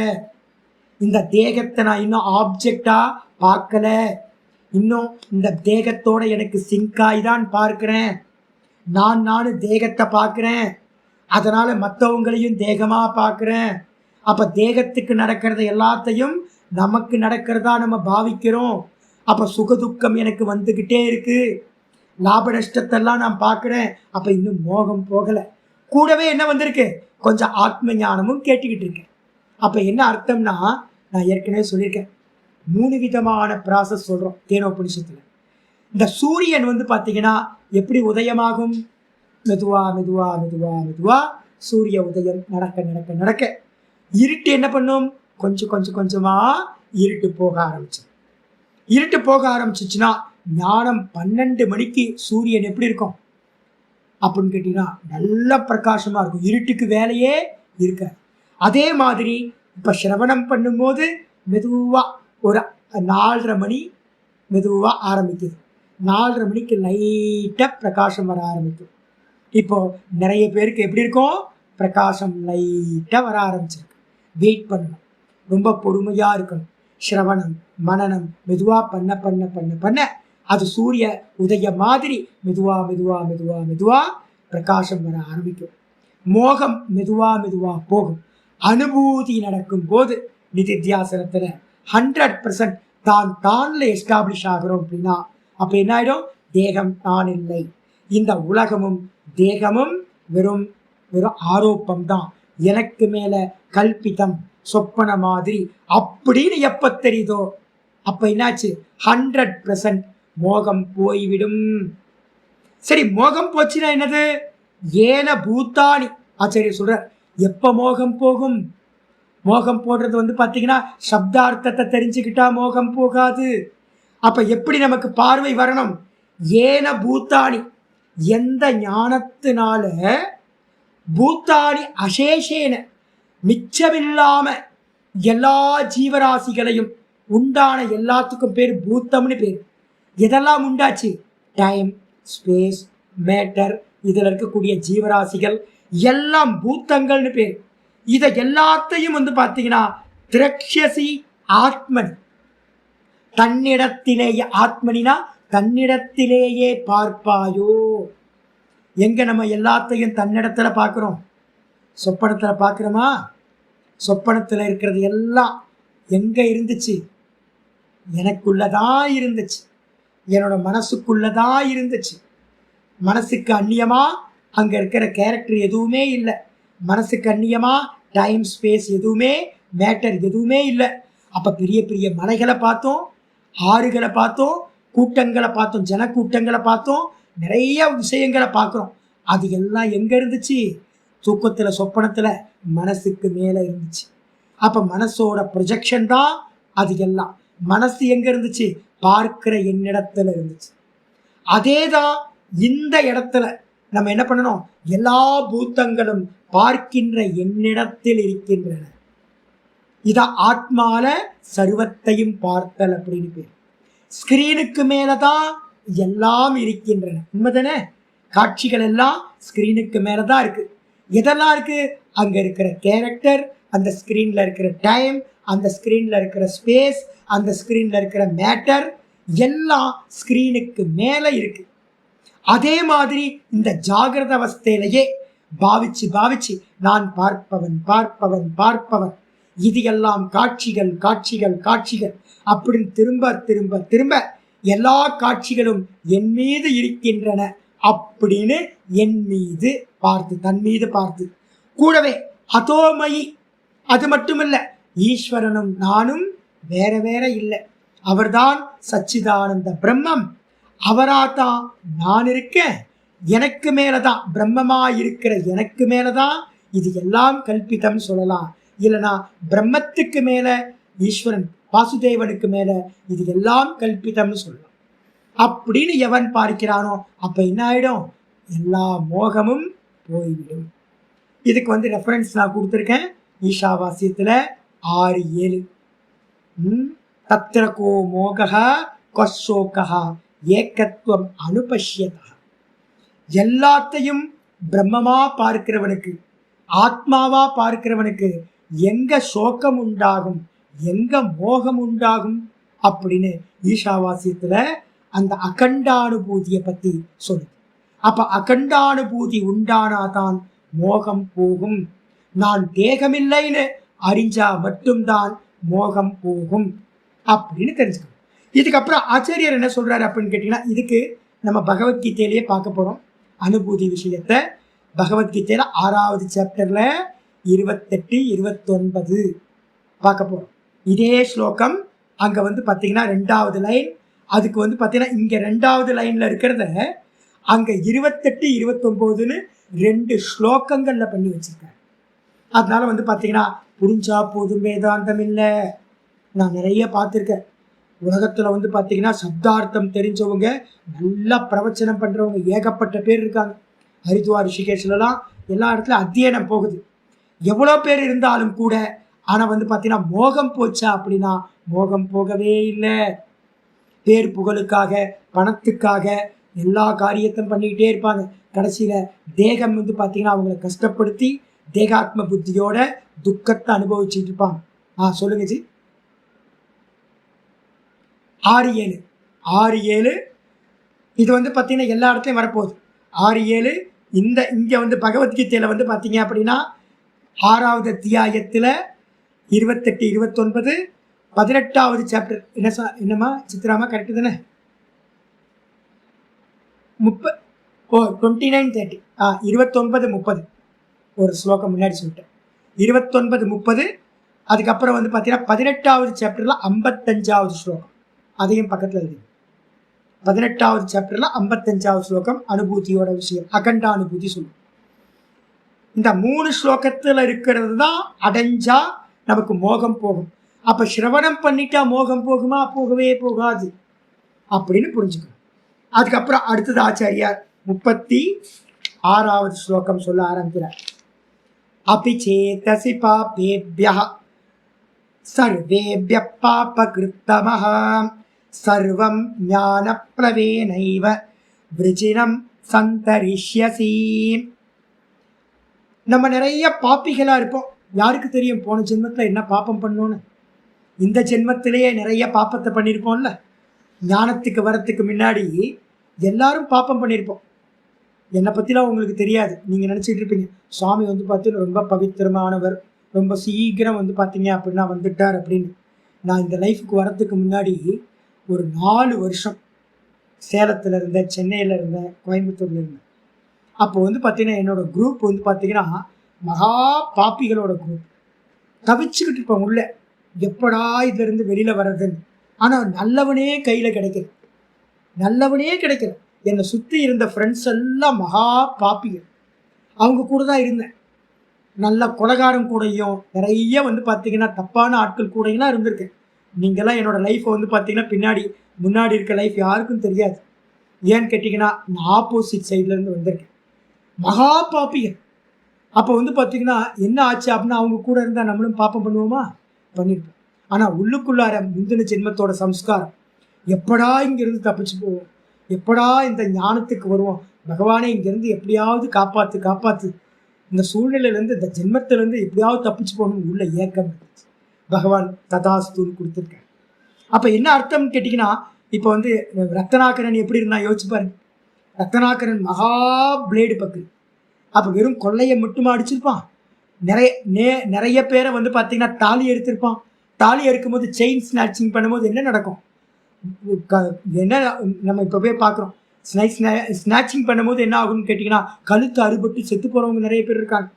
அப்போது ஒரு கொள்ளை நடக்கும்போது வந்து பார்த்தீங்கன்னா வரிபடி கொள்ளையான இருந்திருக்கான் அப்படின்னா எத்தனை கொலை பண்ணியிருப்பான், எத்தனை கொள்ளை அடிச்சிருப்பான், எத்தனை பேரை ஹிம்சை பண்ணியிருப்பான் ரத்தனாகரன். அப்போ என்னாச்சு அப்படின்னு கேட்டிங்கன்னா ராமநாமம் உள்ள வந்து ஒரு பவித்திரனா ஞானத்தை அடைஞ்ச மாத்திரத்தில் எல்லா பாப்பங்களும் போச்சு. அருணகிரிநாதரோட ஸ்டோரிஸ் எடுத்து பார்த்தீங்க அப்படின்னா அவர் மாதிரி மகா விபச்சாரம் பண்ணவர் உலகத்திலேயே பார்க்க முடியாது. ஏகப்பட்ட விபச்சாரம், ஃபுல் டைம் விபச்சாரத்தில் தான் இருந்தார். அப்படி இருந்தவர் வந்து பார்த்தீங்கன்னா ஒரு பெரிய செயின்ட்டாக மாறுறார். ஓங்காரத்தை சொல்லி சும்மா ஆகிருன்னு அனுகிரகம் பண்ணிட்டு போயிட்டேன். குருநாதர் முருகன் பிடிச்சி போச்சு ஜீவன். இது மாதிரி செயின்ட் ஏகப்பட்ட பேர். அப்போ என்ன அர்த்தம் அப்படின்னு கேட்டிங்கன்னா எவ்வளோ பெரிய பாப்பியாக இருந்தாலும் அபிச்சேதசி, ஒருவேளை அபிச்சேத் அப்படின்னா ஒருவேளை நீ வந்து பார்த்தீங்கன்னா அசின்றதுக்கு அர்த்தம் நீ எப்படிப்பட்டவனா இருக்கிற? சர்வேபியக பாப்பேபியக பாபகிருத்தமாக, பாப்ப பண்ணங்கிற எல்லா மத்தியிலையும் நீ மகா பாப்பியா இருந்தாலும் கூட நீ என்ன பண்ணுவா அப்படின்னா சர்வம் ஞான பிளவேனைவ. ஞானம் என்ற போட், பிளவம்ன்றதுக்கு அர்த்தம் போட்டுக்கு பேர் பிளவம். ஞான பிளவேன, ஞானம் என்ற போட்டுனால இந்த சம்சாரம் நமக்கு தெரியாதுங்க. யாரும் இங்கே பவித்திரம் இல்லை, யாருக்கும் அகங்காரம் வச்சுக்காதீங்க.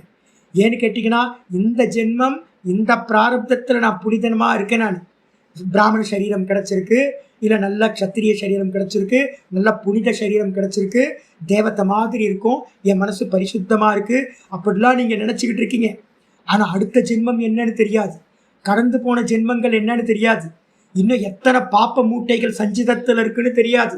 அப்போ என்ன அர்த்தம் அப்படின்னு கேட்டினா எவ்வளோ பாப்பியாக இருந்தாலும் கூட இந்த ஞானத்தினால, என்ன ஞானம்? முதல்ல கர்மப்பலத்தியாகும், ரெண்டாவது கர்மத்தையே வந்து பார்த்தீங்கன்னா தூக்கி அவன் இடத்துல போடுறது, அப்புறம் மூணாவது ஈஸ்வரனும் கர்மத்தை பண்ணலை, நானும் கர்மத்தை பண்ணலை, எல்லாமே மாயா பண்ணுது, வெறும் தெரியுது, நான் பிரம்மமாக இருக்கேன் அப்படின்னு கர்மத்தோடு இருக்கிற எல்லா கனெக்ஷனையும் டிஸ்கனெக்ட் பண்ணுறது. இதான் ஞானம். நான் அகர்த்தாவாக இருக்கேன், அபோக்தாவாக இருக்கேன், பிரம்மஸ்வரூபமாக இருக்கேன் அப்படின்ற ஞானத்தினால நீ என்ன பண்ணுவ, சர்வம் விருஜினம், எல்லா பாப்பத்தையும் என்ன பண்ணுவனா, சந்தரிஷ்யசி, கடந்து செல்வாய், இந்த சம்சார சாகரத்தை கடந்து போயிடுவ அப்படின்னு வந்து பார்த்தீங்கன்னா ஞானத்தோட ஸ்துதி சொல்லப்படுது. நீங்க எந்த கருமம் பண்ணாலும் கருமத்திலிருந்து தாண்டி போக முடியாது. அதனால கருமத்தினால பண்ண முடியாத காரியம் ஞானத்தினால மட்டும்தான் முடியும். அதனால வந்து பார்த்தீங்கன்னா ஞானம்தான் இருக்கிறதுல ரொம்ப சிரேஷ்டமானது அப்படின்னு சொல்லியாச்சு. அதுக்கப்புறம் 37வது ஸ்லோகம். யதைதாம்சி சமித்தோக்னிஹி பஸ்மசாத் குருதேர்ஜுன ஞானாக்னி சர்வ கர்மாணி பஸ்மசாத் குருதே ததா. ஆச்சாரியர் வந்து பார்த்தீங்கன்னா இந்த பாப்பத்தை எல்லாம் இந்த ஞானம் எப்படி நாசமாக்கும், எப்படி கடந்து போக முடியும் அப்படின்னு 37வது ஸ்லோகத்தை சொல்றார். இதுல வந்து பார்த்தீங்கன்னா ஒரு எக்ஸாம்பிள் சொல்றார், திருஷ்டாந்தம் சொல்லுவோம், ஒரு எக்ஸாம்பிள் சொல்றார். யதா ஏதாம்சி சமித்தோ, நல்லா ஏதாம்சின்றதுக்கு அர்த்தம் விறகு கட்டைகள். எந்த விதமா விறகு கட்டையை வந்து ஃபயர்வுட், அந்த ஃபயர்வுட்டை வந்து பார்த்தீங்கன்னா நல்லா எரிகின்ற அக்னியானது, சமித்தோக்னிகி, நல்லா எரிகின்ற அக்னியானது பஸ்மசாத்து குருதே, எரித்து சாம்பலாக்குகின்றதோ, காஞ்சி போன கட்டைய எரித்து சாம்பலாக்குகின்றதோ. ஏ அர்ஜுன, அர்ஜுனுக்கு அர்த்தம் என்னது, சரள சுபாவவான், சாத்விகமா இருக்கிறவன் அர்த்தம். அப்போ ஏ அர்ஜுன என்னன்னு கேட்டீங்கன்னா அதே போன்று ததா, ததானா எப்படி விறகு கட்டைகளை நல்லா எரியிற அக்னி எரித்து சாம்பலாக்குகின்றதோ அதே மாதிரி நல்லா எரியிற அக்னி. ஏன் எக்ஸாம்பிள், நல்லா எரியிற அக்னி மந்த அக்னியா இருந்தா என்ன பண்ணும், எரிக்காது. அப்ப நல்லா எரியிற அக்னி என்னது, இப்ப நான் உங்களுக்கு சொல்லிட்டு இருக்கேன்ல, நம்ம டெய்லி கீதா மகாத்மியத்துல சொல்றோம், கீதா சுகீதா கர்த்தவ்யா, கீதா சுகீதா கர்த்தவ்யா. சாமி இன்னைக்கு என்ன கிளாஸ் தெரியுங்களா உங்களுக்கு, 201வது கிளாஸ். யோசிச்சு பாருங்க, 201வது கிளாஸ் வந்திருக்கும், 4 அத்தியாயம் தான் கம்ப்ளீட் பண்ணியிருக்கோம். உங்களுக்கு மாண்டூக்கியத்தில் இருக்கிறதும் பிருகதாரண்யத்தில் இருக்கிறதையும் அஜாதவாதத்தை வந்து பார்த்தீங்கன்னா பகவத்கீதையில் சொல்லிக்கிட்டு இருக்கேன் நான். அஜாதவாதம் மாண்டூக்கியத்தை படிக்க வேண்டியது. இந்த உலகம் இல்லவே இல்லை, இது எல்லாம் சொப்பனம் அப்படின்னு இதை வந்து 1000 முறை நான் இப்போ உங்களுக்கு 200 கிளாஸில் திரும்ப திரும்ப ஆரம்பிச்சதுன்னு சொல்லிட்டு வரேன். அப்போ கீதையை வந்து பார்த்தீங்கன்னா இப்போ நான் உங்களுக்கு என்ன பண்ணுறேன், ஏக்க சாஸ்திரமாக சுகீதா கர்த்தவ்யம், கீதையை வந்து பார்த்தீங்கன்னா நல்ல கீதையாக பண்ணுறோம், விசாரம் பண்ணுறோம். இப்போவே நிறைய பேருக்கு வந்து பார்த்தீங்கன்னா இதெல்லாம் சொப்பன மாதிரி தெரிய ஆரம்பிச்சிருக்கு. அப்போ முடியறதுக்குள்ளார என்ன ஆயிடும், நல்லா ஆயிடும். அப்போ அதனால்தான் இந்த கீதாவை திரும்ப திரும்ப திரும்ப இப்போ நல்லா எரியிற அக்னி மாதிரி இந்த ஞானத்தை வந்து எரிய விட்டோம் அப்படின்னா யதா ததா ஞானாக்னி, ஞானம் என்ற அக்னி என்ன பண்ணோம், ஞானம் அக்னி, இது பொய் இது பொய் இது பொய், இது சொப்பனம் இது சொப்பனம் இது சொப்பனம் அப்படின்னு சொப்பனம் சொப்பனம் சொப்பனம் அப்படின்னு திரும்ப திரும்ப திரும்ப நல்லா எரிய விட்டீங்கன்னு வச்சுங்க, என்ன ஆகும், பஸ்மசாத் குருதே, கருமானி பஸ்மசாத் குருதே, எல்லா கருமத்தையும் என்ன பண்ணுவாங்க, எரிச்சோம். இதுல வந்து தைத்திரியத்தை சொல்லுது, சாதுன கரவம் அசாதுன கரவம் இதி.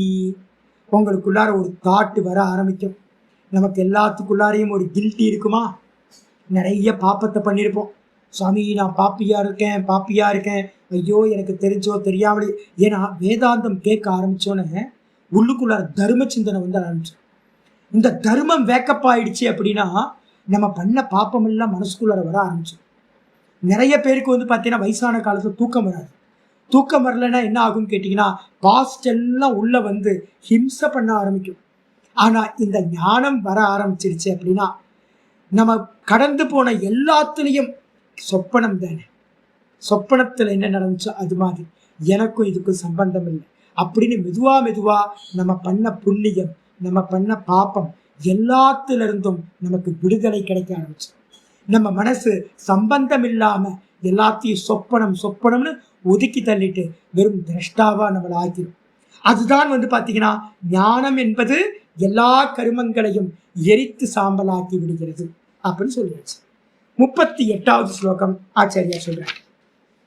நகி ஞானேன சதுர்ஷம் பவித்ரமிக வித்யதே தத்ஸ்வயம் யோக சம்சித்தः காலேனாத்மனி விந்ததி.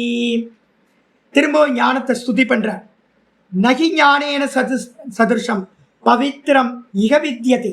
இக சம்சாரி, இந்த லோகத்துல, இந்த சம்சாரத்துல, இகன்றதுக்கு அர்த்தம் இந்த சம்சாரத்துல, இந்த லோகத்துல ஞானேன சதுர்ஷம், ஞானத்துக்கு ஈக்குவலா பவித்திரம் பண்ணக்கூடியது என்று, சுத்தப்படுத்தக்கூடியது என்று நகி வித்தியத்தை, எந்த ஒன்றும் இல்லை. ஏன் சுவாமி, மற்ற எல்லாம் என்ன பண்ணுன்னா திரும்ப திரும்ப பண்ண வேண்டியிருக்கு. நல்ல பேஸ்ட் தான், ஆனாலும் டெய்லி ப்ரஷ் பண்ண வேண்டியது. நல்ல சோப்பு தான், திரும்ப திரும்ப போட்டுக்கிட்டே இருக்க வேண்டியது. விட்டோம் அப்படின்னா சோப்போட ஸ்மெல் போயிடுது, சாண்டல்வுட் ஸ்மெல் போயிடுது, மைசூர் சாண்டல் போயிடுது ஸ்மெல்.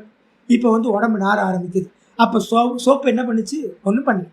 அப்போ என்ன அர்த்தம் கேட்டிங்கன்னா, என்னதான் போட்டு பண்ணாலும் இந்த உலகத்தில் இருக்கிறது எல்லாம் என்னது டெம்பரவரியாக சுத்தப்படுத்தக்கூடியது. அப்போ டெம்பரவரியாக சுத்தப்படுத்தக்கூடியது இந்த உலகத்தோட பொல்யூஷன் எல்லாத்தையும் க்ளீன் பண்ண முடியுமா? முடியாது. அப்போ இந்த உலகத்தையே க்ளீன் பண்ணுறது எது? ஞானம்தான். இந்த உலகமே பொய்யானது. ஒரே கிக்கு முடிச்சு போச்சு. ஒரு ஃபுட்பாலை கிக் பண்ணி தூர காலால் எட்டி உதைக்கிற மாதிரி இந்த ஞானம் என்ன பண்ணுது அப்படின்னா, 7 லோக்கமும் வெறும் தீர்க்க சொப்பனம். இது எல்லாம் காட்சிகள்.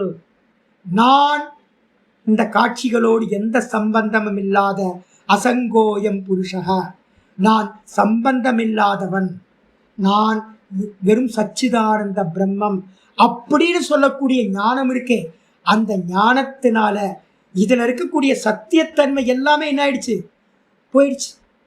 இதுதான் பவித்திரம் பண்ணக்கூடியது. மித்யாத்வ நிச்சயம்னு பேர். இது எல்லாம் பொய்ன்னு நம்ம ஒரு நிச்சயம் பண்ணுறோம் பார்த்தீங்களா? இந்த ஞானம்தான் இந்த உலகத்திலேயே பவித்திரம் பண்ணக்கூடியது. நம்மளுடைய ஜீவபாவத்தை எடுத்துட்டு சுத்தி பண்ணி, நான் பாவி, நான் புண்ணியாத்மா அப்படின்னு என்னை பற்றின எல்லா இதையும் என்ன பண்ணுது? ஒப்பீனியன்ஸையும் தூக்கி ஓரமாக போட்டு நம்மளை சச்சிதானந்தமாக நிற்க வைக்கிறது. அதனால இந்த ஞானம்தான் இருக்கிறது பெஸ்ட். இதுக்கு ஈக்குவலா இந்த உலகத்துல பவித்திரம் பண்ணக்கூடியது ஒன்றுமில்லை சொல்லியாச்சு. தத்ஸ்வயம் யோக சம்சித்தக. அதை எப்படி அடையிறது சுவாமி அப்படின்னா, எவன் கர்மயோகத்தினால் சம்சித்தியை அடைந்தானோ, யோக சம்சித்தக. யோக சம்சித்தின்னு அர்த்தம் சமத்துவம் யோக உச்சியதே. மெதுவா கர்மயோகத்தை பண்ணி பண்ணி பண்ணி ஈஸ்வரார்ப்பண புத்தியா பண்ணிக்கிட்டே இருக்கிறோம்னு வச்சுங்க, மனசு பார்த்தீங்கன்னா சஞ்சலம் இல்லாம ஆயிடும். அந்த சஞ்சலம் இல்லாத நிலையை, மனசு ஆடாத நிலையை ஒருத்தன் அடைஞ்சான் அப்படின்னா அப்ப என்ன ஆகும்? குருநாதர் சொல்ற ஞானம் அவனுக்குள்ளார தத்து ஸ்வயம், அவன் தன்னிடத்திலேயே என்ன பண்றான்? காலேன ஆத்மனி விந்ததி. என்ன பண்றான் அப்படின்னா ஆத்மனி விந்ததி என்ன பண்றான் அப்படின்னா தன்னாலேயே காலம் எடுக்கும். அப்போ ஒவ்வொன்றுத்துக்கும் சமயம் எடுக்கும். ஒரே டைம்ல நடந்துடாது. ப்ராசஸ் மெதுவா மெதுவா நடக்கும். அப்போ பார்த்தீங்கன்னா பொறுமையா இருக்கணும். அப்போ என்ன பண்ணும்? மெதுவா மெதுவா மெதுவா. கீதால திரும்பவும் சொல்ல போறார். 6வது சாப்டர்லேயும் சொல்றார், அது அப்புறம் 9வது சாப்டர்லேயும் சொல்றார். வாசுதேவ சர்வமிதி சேமகாத்மா சுதுர்லபா 9:21 நினைக்கிறேன் அதிகமா. அப்போ பார்த்தீங்கன்னா வாசுதேவ சர்வமிதி, இது எல்லாம் வெறும் வாசுதேவன் தான், இது எல்லாம் பிரம்மம் தான் அப்படின்னு என்ன பண்றான்? அப்ப வாசுதேவ சர்வமிதி சேமகாத்மா சுதுர்லபா எப்படி அடைகிறான்? அநேக ஜென்ம சம்பிராப்தி. எப்படின்னா மெதுவா மெதுவா மெதுவா ஒவ்வொரு ஜென்மத்திலையா ஸ்டெப் பை ஸ்டெப்பா. அப்ப நமக்கு வீரியம் இருந்துச்சு அப்படின்னா இந்த ஜென்மத்திலேயே முடிச்சிட முடியும். நல்ல தீவிர வைராக்கியம், தீவிர அபியாசம் இருந்துச்சுன்னா டைம் எடுக்கும். இதுக்கும் ஒரு 5 வருஷம் 10 வருஷம் டைம் கொடுக்கணும் இல்லை? அதனால காலத்தினால ஒரு காலத்தை கொடுத்தோம் அப்படின்னா காலத்தினால தன்னிடத்திலேயே அந்த பரமாத்மாவை அவன் பார்க்கிறான், அடைகின்றான், அந்த பிரம்மத்தை அடைகின்றான். 7:19 9:21 7:19 எழுதிங்க. அதுதான் லட்சியம். இது எல்லாம் சர்வம் பிரம்மமயம், சர்வம் வாசுதேவன் அப்படின்னு அறியறது. அது தன்னிடத்திலேயே அவன் பார்க்கின்றான். சொல்லியாச்சு. 38 முடிச்சாச்சு. 39 39 ஆச்சாரியர் சொல்றார், ஸ்ரத்தாவான் லபதே ஞானம் தத்பர சஞ்சதேந்திரியः ஞானம் லப்த்வா பராம் சாந்திம் அச்சிரேனாதி கச்சதி. ஆச்சாரியர் திரும்பவும் சொல்றார், வெறும் ஆரம்பிச்சா மட்டும் பத்தாது, ஸ்ரத்தா இருக்கணும். ஸ்ரத்தை உடையவன் ஞானத்தை அடைகிறான். ஸ்ரத்தாவான் லபதே ஞானம். அதுக்கப்புறம் ஸ்ரத்தை எதுல இருக்கோ அதுல நமக்கு என்ன ஆயிடுனா தத்பரத்துவம் வந்துடும். தத்பரத்துவம்னா என்ன அர்த்தம்? எதுல ஸ்ரத்தை இருக்கோ அவங்களுக்கு இதுதான் பெருசு அப்படின்ற புத்தி வந்துடும். ரஜினிகாந்தோட ஃபிலிம் ஏதாவது ரிலீஸ் ஆச்சு அப்படின்னா அதுக்கு எவ்வளோ கஷ்டப்பட்டு வந்து பார்த்தீங்கன்னா ஒவ்வொருத்தரும் காலையிலேயே ராத்திரியில் போய் சீட்டில் உட்காந்து அந்த ஃபஸ்ட்டு ஷோ பார்க்குறதுக்காக எவ்வளோ கஷ்டப்படுறான். அப்போ என்ன அர்த்தம்? அந்த ஃபில்ம் மேலே அவனுக்கு அவ்வளோ ஸ்ரத்தை இருக்குது. அதனால் வந்து பார்த்தீங்கன்னா ஸ்ரத்தையோடு இருக்கிறதுனால எப்படியாவது டிக்கெட் வாங்கி முதல் ஷோ பார்க்கணும். தத்பரத்துவம் வந்துடும். அதனால் அவனுக்கு அவனோட சென்ஸ் ஆர்கன்ஸ் எல்லாம் என்ன ஆகிடுது? கண்ட்ரோலுக்கு வந்துடுது. நைட்டு ஃபுல்லாக கண் முடிச்சிருக்கான், யூரினை கண்ட்ரோல் பண்ணிக்கிறான், மலத்தியாகம் பண்ணுறதை கண்ட்ரோல் பண்ணிக்கிறான், எல்லாத்தையும் கண்ட்ரோல் பண்ணிட்டு அந்த கூண்டு மாதிரி இருக்கிறதுல வந்து பார்த்தீங்கன்னா அடைஞ்சு கடந்து சீட்டு வாங்குறான். யோசிச்சு பாருங்க, நம்ம விருப்பமானதுல எதுல ஸ்ரத்தை இருக்கோ அதுல தத்பரத்துவம் வந்துடும். தத்பரத்துவம் வந்துச்சு அப்படின்னா இந்திரியங்கள் கண்ட்ரோல் வந்துடும். அப்ப இந்த ஞானத்துல ஒருத்தனுக்கு ஸ்ரத்தா வந்துச்சுன்னு வச்சுங்க, ஈஸியா என்ன ஆயிடும்? தத்பரத்துவம் வந்துடும். ஆமாம் சுவாமி, ஞானம் தான் பெஸ்ட், ஞானத்தை எப்படியாவது அடையணும், என்னோட கோல் அதுதான் அப்படின்னு தத்பரம் வந்துருச்சுன்னா அந்த தத்பரத்துவம் என்ன பண்ணும்? மெதுவா உங்களோட சென்ஸ் ஆர்கன்ஸ் எல்லாத்தையும் கண்ட்ரோல் கொண்டு வந்தவன் வந்து பார்த்தீங்கன்னா தத்பரக லபதே ஞானம். தத்பரத்தை உடையவன் ஞானத்தை அடைகிறான். சையதேந்திரிய லபதே ஞானம். இந்திரியங்கள் கண்ட்ரோலா இருக்கிறவன் ஞானத்தை அடைகிறான். ஞானம் லப்துவா, இந்த ஞானத்தை அடைந்து, ஞானம் எப்படி ஞானம்? சிரவண ஞானம், மனன ஞானம், நிருத்தியாசன ஞானம். இந்த ஞானத்தை அடைஞ்சு வந்து பார்த்தீங்கன்னா பராம் சாந்தின்னு அர்த்தம்? மோக்ஷம், மேலான சாந்தி, நித்திய சாந்தி, எட்டர்னலாக இருக்கக்கூடிய சாந்திக்கு பேர் மோக்ஷம்னு பேர். அந்த சாந்தின்னு சொல்லக்கூடிய மோட்சத்தை அச்சிரேனாதி கச்சதி, ரொம்ப சீக்கிரமா ஞானம் கிடைச்சிருச்சு அப்படின்னா அதுலயே இருந்தீங்க அப்படின்னா ரொம்ப சீக்கிரமா மோட்சமும் ஆத்மானுபூதியும் உண்டாகிவிடும் அப்படின்னு ஆச்சாரியார் அச்சிரேனாதி கச்சதி, மிக விரைவில் அடைந்து விடுகின்றான் அப்படின்னு சொல்றார். சொன்னதுக்கு பிறகு 40வது ஸ்லோகம் ஆரம்பிக்கிறார். அப்போ 3 விஷயம் சொல்லியிருக்கு. ஸ்ரத்தாவான், தத்பரஹா, சையதேந்திரிய 3 சொல்லியிருக்கு. அதுக்கு ஆப்போசிட்டா 3 சொல்ல ஆரம்பிக்கிறார். அஜ்ஞஸ்சா ஸ்ரத்ததானஸ்ச சம்சயாத்மா வினஷ்யதி நாயம் லோகோஸ்தி ந பரஹ ந சுகம் சம்சயாத்மனஹ. அற்புதமான ஸ்லோகம் சொல்றார். இதுக்கு ரெஃபரன்ஸ் வந்து பார்த்தீங்கன்னா 9:3 எடுத்துக்கணும். ஆச்சாரியார் சொல்றார், அஜ்ஞஸ்ச, அஜ்ஞானியா இருக்கிறவன், நம்ம எல்லாம் அஜ்ஞானி தானே, அஜ்ஞானியா இருக்கிறவன் ஸ்ரத்தை உள்ளவனா இருந்தானா ஞானத்தை அடைஞ்சிருவான். ஆனா அஜ்ஞானியா இருக்கிறவன் என்ன பண்றான்? அஸ்ரத்ததானஸ்ச, ஸ்ரத்தை இல்லாதவனா இருக்கிறான்னு வச்சுங்க. கூடவே குருநாதர் அவர் வந்து பார்த்தீங்கன்னா சன்னியாசி, அவர் ஏதோ பொழப்பு நடத்துறதுக்காக நமக்கு சொல்லிக்கிட்டு இருக்கார். இதெல்லாம் பொய்ன்னு சொல்றார். அதெல்லாம் சும்மா சொல்லுவாங்க, அப்படிதான் சொல்லுவாங்க அப்படின்னு வந்து பார்த்தீங்கன்னா சந்தேகம் இருந்துச்சுன்னா என்ன ஆகும்? இந்த ஞானத்தை அடையவே முடியாது. நான் பிரம்மமா இருக்குன்னு சொல்லுது சாஸ்திரம். ஏதோ எழுதி வச்சுட்டு போயிருக்காங்க. இதெல்லாம் ரொம்ப ஹம்பக். இதெல்லாம் வந்து பார்த்தீங்கன்னா ஏமாத்துறதுக்காக எழுதி வச்சுட்டு போனது. பிராமணர்கள் என்ன பண்ணிட்டாங்க? தாம் பொழப்ப நடத்தணும்னு இது மாதிரி கிரந்தங்கள்லாம் சும்மா இருந்தாங்க. முன்னாடி என்கிட்ட வந்து ஒருத்தர் வந்தார். முன்னாடி காலத்தில் டிவி இல்லை, இந்த மாதிரி நமக்கு என்டர்டெயின்மெண்ட்லாம் எதுவுமே இல்லை. அப்போ என்டர்டெயின்மெண்ட் இல்லாததுனால அவங்களுக்கு என்ன தோணுச்சோ அதை எழுதி வச்சுட்டு போயிட்டாங்க. சொல்லுங்கள், இதை போய் நம்ம வந்து பார்த்திங்கன்னா சீரியஸாக எடுத்துக்கிட்டு இப்போ உட்காந்து படிச்சுக்கிட்டு இருக்கோம் அப்படின்னு நினச்சிட்டான்னு வச்சுங்களேன். அப்போ என்ன ஆகும்? இதில் ஸ்ரத்தா வருமா? இதில் வந்து பார்த்திங்கன்னா நமக்கு கிருஷ்ணர் சொன்னார். கிருஷ்ணர்லாம் ஒரு கட்டுக்கதைங்க, மித்துங்க, எல்லாமே மித்தாலஜியில் வந்துருது. இதெல்லாம் இது மாதிரி ஒரு கிருஷ்ணர் இல்லவே இல்லை. அவர் வந்து பார்த்தீங்கன்னா அர்ஜுனனுக்கு உபதேசிக்கவும் இல்லை. அப்படி இருக்கும்போது இதெல்லாம் படித்து ஞானம் உண்டாக போகுதா என்ன? அப்படின்னு ஒரு கேள்வி வந்துருச்சுன்னு வச்சுங்க, சந்தேகம் வந்துச்சு அப்படின்னா இதில் ஸ்ரத்தா வராமல் போயிடும், தத்பரத்துவம் வராமல் போயிடும். அதுக்கப்புறம் வந்து பார்த்தீங்கன்னா இந்திரியங்களையும் கண்ட்ரோலுக்கு வராது. அப்போ இருக்கிற வரைக்கும் நல்லா அனுபவிங்க அப்படின்னு சொல்லிடுவான். அப்போ ஞானம் அடையவே மாட்டான். அப்போ ஆச்சாரியர் சொல்றார், எவன் அஜ்ஞனா இருக்கானோ, அஜ்ஞானியா, எவன் ஸ்ரத்த இல்லாதவனா இருக்கானோ, கூடவே சம்சயாத்மா, எதை சொன்னாலும் சந்தேகப்படுறானோ, அவன் வந்து பார்த்தீங்கன்னா வினஷ்யதி, நாசத்தை அடைகின்றான். அவன் வந்து பார்த்தீங்கன்னா எப்படி நாசத்தை அடைகிறான்? திரும்ப திரும்ப ரீபர்த், திரும்ப திரும்ப புழு பூச்சியா 84 லட்சம் யோனிலையும் ஜென்மங்களை எடுத்துக்கிட்டே கோடிக்கணக்கான ஜென்மங்களா பிறந்து பிறந்து இறந்து பிறந்து கஷ்டத்தை அனுபவிச்சுக்கிட்டு நாசத்தை அடைகின்றான். ந அயம் லோகாஸ்தி, அவனுக்கு வந்து பார்த்தீங்கன்னா இந்த லோக்கமும் இல்லை. அப்படிப்பட்டவனுக்கு வந்து பார்த்தீங்கன்னா இந்த லோக்க சுகமும் கிடைக்காது. எதுலேயும் நம்பிக்கை இல்லை, எதுலேயும் சந்தேகம். அப்படி இருக்கிறவனுக்கு வந்து பார்த்தீங்கன்னா வீட்டில் கூட நிம்மதியாக இருக்க முடியாது. கீழே படுத்து ஃபேனை பார்த்தான்னு வச்சுக்கோங்க, ஃபேன் விழுந்துருச்சுன்னா என்ன ஆகும்? முடிச்சு போச்சு இல்லை. ரோட்டில் போயிட்டு இருக்கும்போது ஐயோ பஸ்ஸு டிரைவர் வந்து பார்த்தீங்கன்னா நல்ல டிரைவராக இல்லையா, எங்கேயா போய் மோதிட்டான்னு என்ன பண்ணுறது? கார் டிரைவர் வந்து கார் டிரைவர் நல்லா ஓட்டுப்பா, பார்த்து ஓட்டுப்பா, எதிர்க்க வரவன் நல்லா ஓட்டாமல் நம்ம மேலே மோதிட்டான்னு என்ன பண்ணுறது?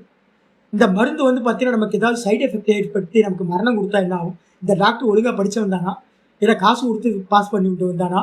இது மாதிரி ஒவ்வொருத்தருக்கும் சந்தேகம் வந்துச்சுன்னு வச்சுங்களேன், என்ன ஆகும் யோசிச்சு பாருங்க. நம்மளால் வந்து பார்த்தீங்கன்னா இந்த பால் உண்மையான மாட்டுப்பால் தானே, இல்லை வேறு ஏதாவது கலந்து கொண்டு வந்து கொடுத்துருக்கானா, யூரியாவை கலந்து கொண்டு வந்து கொடுத்துருப்பானோ? அப்படின்னா காஃபியை ஒழுங்காக சாப்பிட முடியுமா? யோசிச்சு பாருங்க. எதையுமே பண்ண முடியாது நம்மளால. அப்போ எங்கேயாவது போனோம்னா இதில் விஷம் கலந்துருந்தா என்ன பண்ணுறது? அப்போ டவுட் வந்துருச்சு அப்படின்னா, ஸ்ரத்தை இல்லை அப்படின்னா, தன்னோட மனைவி மேலே, குழந்தைங்க மேலே, அப்பா அம்மா மேலே ஸ்ரத்தை இல்லைனாவே என்ன ஆகிடும்? சந்தேகம் வந்துருச்சுனாவே நரக வாழ்க்கையாக போயிடும் உங்களுக்கு.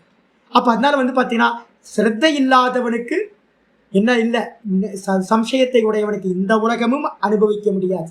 அதனால் அவன் கர்மத்தையும் பண்ண மாட்டான். பரலோகம்னு ஒன்று இருக்கு அப்படின்னு நம்ப மாட்டான். அப்போ அவன் என்ன பண்ண மாட்டான்? பரலோகத்துக்கே போக மாட்டான். பரலோகம் இருக்குன்னு தெரிஞ்சாதானே அதில் நம்பிக்கையோட கர்ம அனுஷ்டானம் பண்ணி பரலோகத்துக்கு போவான். அப்போ என்ன அர்த்தம்னு கேட்டிங்கன்னா, அவன் இந்த லோகத்திலையும் சந்தோஷமா இருக்க மாட்டான், பரலோக நம்பிக்கை இல்லாததுனால பரலோகத்துக்கும் போக மாட்டான் அப்படின்னு வந்து பார்த்தீங்கன்னா சொல்லுது. ந பரோ சுகம் சம்சயாத்மன ந அயம் லோகாஸ்தி, இந்த லோக சுகமும் அவனுக்கு இல்லை. ந பரோ சுகம், பரலோகத்து சுகமும் அவனுக்கு இல்லை அப்படின்னு வந்து பார்த்தீங்கன்னா சொல்லியாச்சு. 41வது ஸ்லோகம். யோக சந்யஸ்த கர்மாணம் ஞான சம்சின்ன சம்சயம் ஆத்மவந்தம் ந கர்மாணி நிபத்னந்தி தனஞ்சய. அற்புதமான ஸ்லோகம். அப்போ என்ன பண்ணணும் சுவாமி? அப்போ நான் ஸ்டெப்ஸ் சொல்லி முடிக்கிறேன், கன்க்ளூஷனுக்கு வரார். யோக சம்சின்ன சந்யஸ்த கர்மானம். யோக சந்யஸ்த கர்மானம்னா 3:8, 3:9, 3:19, 3:30 இதான் இந்த ஒரு வார்த்தைக்கு சொல்லியாச்சு. என்னன்னு கேட்டீங்க அப்படின்னா, யோக சந்யஸ்த கர்மானம், கருமத்தை பண்ணு 3:8, கருமத்தை யஜ்யமா பண்ணு 3:9. யஜ்யம்னா என்ன? சததம் கர்ம அப்படின்னு 3:19. சதா அசக்தம் கர்ம ஆச்சர 3:19. பற்றுதல் இல்லாம கர்மத்தை பண்றதுக்கு பேர் தான் யஜ்யம்னு பேருன்னு 19 சொல்லிச்சு. 3:19. இதுக்கப்புறம் 3:30 சொல்லிச்சு, நான் பண்ணவில்லை, எல்லாம் ஈஸ்வரன் பண்றார் அப்படின்னு கர்மத்தை தூக்கி பகவான் மேல வச்சிட்டீங்க அப்படின்னா நீங்க கர்மத்தை என்ன பண்ணிட்டீங்க? பகவான்கிட்ட சந்நியாசம் பண்ணிட்டீங்கன்னு அர்த்தம். என் தலையில இருந்த வெயிட் எல்லாத்தையும் நான் என்ன பண்ணிட்டேன்? எனக்கும் இதுக்கு சம்மந்தம் இல்லைப்பா, பகவான் பண்ண சொல்றார், நான் வெறும் ஸ்லேவ். அவர் பண்ண சொல்றார், நான் பண்றேன். லாபமோ நஷ்டமோ எனக்கு இல்லை, அவருக்கு தான் அப்படின்னு வந்து பார்த்தீங்கன்னா தூக்கி பகவானிடத்துல சமர்ப்பணம் பண்ணிடுங்க. இதுதான் கர்மயோகத்தோட.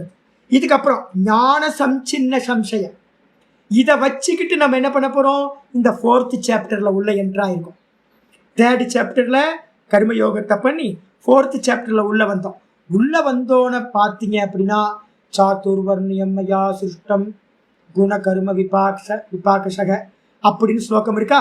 அந்த ஸ்லோகத்துக்கு அப்புறம் 2வது லைன் சொல்ற, தஸ்ய கர்த்தாரம் அபிமாம் வித்ய கர்த்தாரம் அவ்யயம் பகவான் மேல தூக்கி கர்மத்தை வச்சோம். பகவான் சொல்லிட்டாரு, நான் தான்ப்பா இதெல்லாத்தையும் படைச்சேன். ஆனா பாத்தீங்கன்னா நீ என்ன எப்படி அறியணும்? அகர்த்தான்னு என்ன நீ தெரிஞ்சுக்கணும். அவ்யயம், மாறுபாடு இல்லாம ஸ்கிரீன் மாதிரி எந்த சேஞ்சும் இல்லாமல் என்னை அறிந்து கொள்ள வேண்டும். அப்ப என்னாச்சு? நான் என் கருமத்தை தூக்கி பகவான் மேல வச்சேன். அதுக்கப்புறம் ஞானம் வர வரதான் தெரியுது பகவானும் கருமத்தை பண்ணல. அப்ப யாரு கருமத்தை பண்றா? 3:27 3:28 எடுத்தா தெரியும். என்ன சொல்லுது? பிரகிருதே கிரியமானானி குணை கருமானி சர்வசா அகங்கார விமூடாத்மா கர்த்தா அகமிதி நம்பியது தத்துவவித்து மகாபாகோ குணகரும விபாகயோகோ. அப்புறம் குணா குணேஷு வர்த்தந்த இதிமத்வான சஜ்ஜது. அப்ப அந்த 3:27-28 ஸ்லோகத்தை எடுத்துக்கிட்டு இந்த சாத்துர்வர்ணிய மயா சிஸ்டர் ஸ்லோகத்தையும் கம்பேர் பண்ணிக்கிட்டு அதுக்கப்புறம் 4:18 பார்த்தோம்ல, கர்மன் யகர்ம யப்பஷ்யேத் அகர்மணிச்ச கர்மயா ச புத்திமான் மனுஷ்யேஷு ச கிருத்ஸ்ர கர்ம கிருத்து சயுக்த கிருத்ஸ்ர கர்ம கிருத்து பார்த்தோமா? அப்ப 3ல பார்த்தீங்கன்னா 4வது அத்தியாயத்துல 18வது ஸ்லோகம். அந்த ஸ்லோகத்தையும் எடுத்தீங்கன்னா ஞான சம்சின்ன சம்சயம். ஞானம் பார்த்தீங்கன்னா ஞானத்தினால நம்மளோட சந்தேகம் எல்லாம் என்ன ஆயிடுச்சு? சின்னமாயிடுச்சு, வெட்டி போட்டாச்சு. ஒண்ணுமில்லை, நான் சச்சிதானந்தமா அந்த ஈஸ்வரனாத்தான் நான் இருக்கேன் அப்படின்ற ஞானத்தினால சந்தேகம் எல்லாம், ஹிருதயத்துல இருந்த எல்லா சந்தேகங்களும் இல்லாம போச்சு. போனதுக்கு பிறகு ஆத்மவந்தம் அவன் எப்படி இருப்பான் அப்படின்னு கேட்டீங்கன்னா எல்லாம் அடங்கி ஸ்தித பிரஜ்ஞ லட்சணத்தை பார்த்தோம்ல, அது மாதிரி ஸ்தித பிரஜ்ஞ லட்சணத்துல பார்த்தீங்கன்னா என்ன பார்த்தோம்?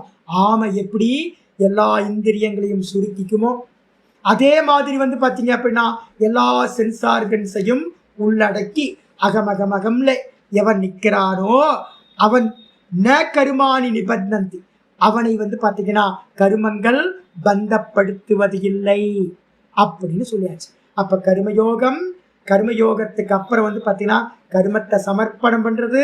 அதுக்கப்புறம் ஈஸ்வரனும் கர்மத்தை பண்ணலை, நானும் கர்மத்தை பண்ணல, நானும் அவரும் சச்சிதானந்தமா இருக்கிறேன் அப்படின்னு ஞானத்தை அடைஞ்சு அப்புறம் இந்திரியங்களை கண்ட்ரோல் பண்ணீங்கன்னா ஞான நிஷ்டைய பிராப்தி பண்ணலாம் அப்படின்னு சொல்லியாச்சு.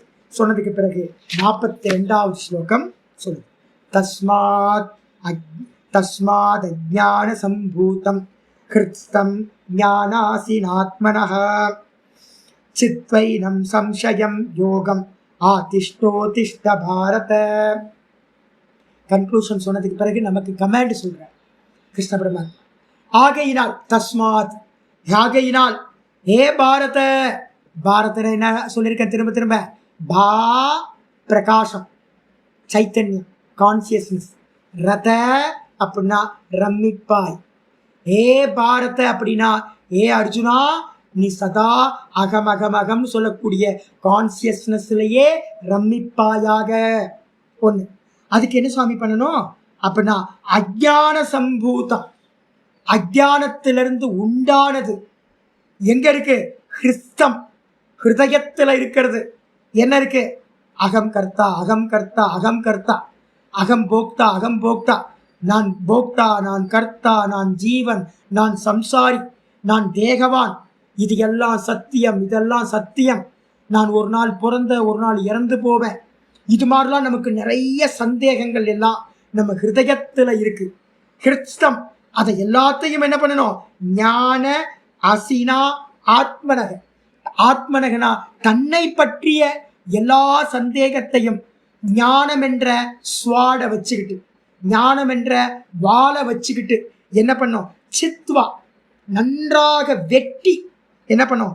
ஏனம் சம்சயம், இந்த சந்தேகம் இருக்கே, சந்தேக பேய், இது உடம்பு உள்ளுக்குள்ளார ஹிருதயத்தில் இருக்கிறது, தன்னை பத்தின சந்தேகம். சாஸ்திரம் சொல்லுது பிரம்மம் பிரம்மம், இது ஏதோ பொய்யா இருக்குமோ, நான் ஜீவன் தானே, நான் தேகம் தானே அப்படின்னு இருக்கிற எல்லா சந்தேகத்தையும் என்ன பண்ணணும்? நல்லா மனனத்து மூலமா வெட்டி எறியணும். வெட்டி எரிஞ்சிட்டு யோகம் ஆதிஷ்ட, 6வது சாப்டர்ல யோகத்துக்கு சொல்ல போறோம். யோகம் ஆதிஷ்ட அப்படின்னா சிரவணம் பண்றோம், அதுக்கப்புறம் மனனத்தினால சந்தேகத்தை எல்லாத்தையும் நீக்கி கொள்ளணும், அதுக்கப்புறம் யோகத்துல நின்றவனாக யோக சமாதி, யோகத்துல நின்றவனாக. உத்திஷ்ட, இதை நிச்சயம் பண்ணிக்கோ. என்ன பண்ணு? முதல்ல கர்மயோகத்தை பண்ணு, அதுக்கப்புறம் ஞானத்தடை, அதுக்கப்புறம் மனனம் பண்ணு, அதுக்கப்புறம் நிதித்தியாசனம் என்ற நிஷ்டையில பார்த்தீங்கன்னா யோகம் ஆதிஷ்ட, யோகத்தில் அமர்ந்து ஆத்மானுபூதி அடைவாயாக அப்படின்னு 42வது ஸ்லோகத்தோட இந்த அத்தியாயம் பூர்த்தியாகுது. ஓம் தத் சத். இது ஸ்ரீமத் பகவத்கீதாசு உபனிஷத்சு பிரம்ம வித்யாயாம் யோக சாஸ்திரே ஸ்ரீ கிருஷ்ணார்ஜுன சம்வாதே ஞான கர்ம சந்நியாச யோகோ நாம சதுர்த்தோத்யாயः. ஓம் ஜி. இதோட இன்னைக்கு 4வது சாப்டர் முடிஞ்சு. நவமியிலிருந்து பார்த்தீங்க அப்படின்னா நமக்கு 5வது சாப்டர் ஆரம்பிக்க போகிறோம். நாளைக்கு சப்தமி திதின்னு நினைக்கிறேன். நாளைக்கு பார்த்தீங்கன்னா கிளாஸு பகவத்கீதா கிளாஸ் இல்லை, யோக சூத்திரம் கிளாஸ் இருக்குது. நாளைக்கு காலையில் கிளாஸ் இருக்காது. நவமி அன்னைக்கு கிளாஸுக்கு வந்துடலாம். சரியா? உங்களுக்கு பிடிஎஃப் அனுப்புகிறேன். 5வது சாப்டர் வருது, பிரிண்ட் அவுட் போட்டு வச்சுருக்கேன், ஃபாலோ பண்ணுறேன். ஹரி ஓம். கீதா சாஸ்திரமிதம் புண்ணியம் எப்பட்டேத் பிரயதப்புமான் விஷ்ணோ பதமவாப்னோதி பயசோகாதிவர்ஜிதः. கீதாத்யயனசீலஸ்ய பிராணாயாம பரஸ்ய ச நைவ சந்தீஹி பாபானி பூர்வஜன்ம கிருதானி ச மலநிர்மோச்சனம் பும்சாம் ஜலஸ்நானம் தினே தினே சகிருத் கீதாம்பசி ஸ்நானம் சம்சாரமலநாசனம். கீதா சுகீதா கர்த்தவ்யா விமன்யை சாஸ்திர விஸ்தரைः யாஸ்வயம் பத்மநாபஸ்ய முகபத்மாத் விநிஸ்ருதாம் பாரதாமிருத சர்வஸ்வம் விஷ்ணோ வக்த்ராத் விநிஸ்ருதம். கீதா கங்கோதகம் பீத்வா புனர்ஜன்மன வித்யதே சர்வோபனிஷதோ காவः தோக்தா கோபாலநந்தனः பார்த்தோ வத்ச சுதீர்போக்தா துக்தம் கீதாமிருதம் மகத். ஏகம் சாஸ்திரம் தேவகீ புத்திர கீதம் ஏகோ தேவோ தேவகீ புத்திர ஏவ ஏகோ மந்திரஸ்தஸ்ய நாமானி யானி கர்மாப்யேகம் தஸ்ய தேவஸ்ய சேவா. இது ஸ்ரீமத் பகவத்கீதா மாகாத்மியம் சம்பூர்ணம். ஓம் ஸ்ரீ கிருஷ்ணாய பரமாத்மனே நமः. ஸ்ரீ கிருஷ்ண கிருஷ்ண கிருஷ்ண காயேன வாச்சா மனசேந்திரியைர்வா புத்யாத்மனா வா பிரகிருதே ஸ்வபாவாத் கரோமி யத்யத் சகலம் பரஸ்மை நாராயணாயேதி சமர்ப்பயாமி. ஓம் தத் சத். இது பரபிரம்மார்ப்பணமஸ்து. நாராயண நாராயண. ஹரி ஓம் ஹரி ஓம் ஹரி ஓம்.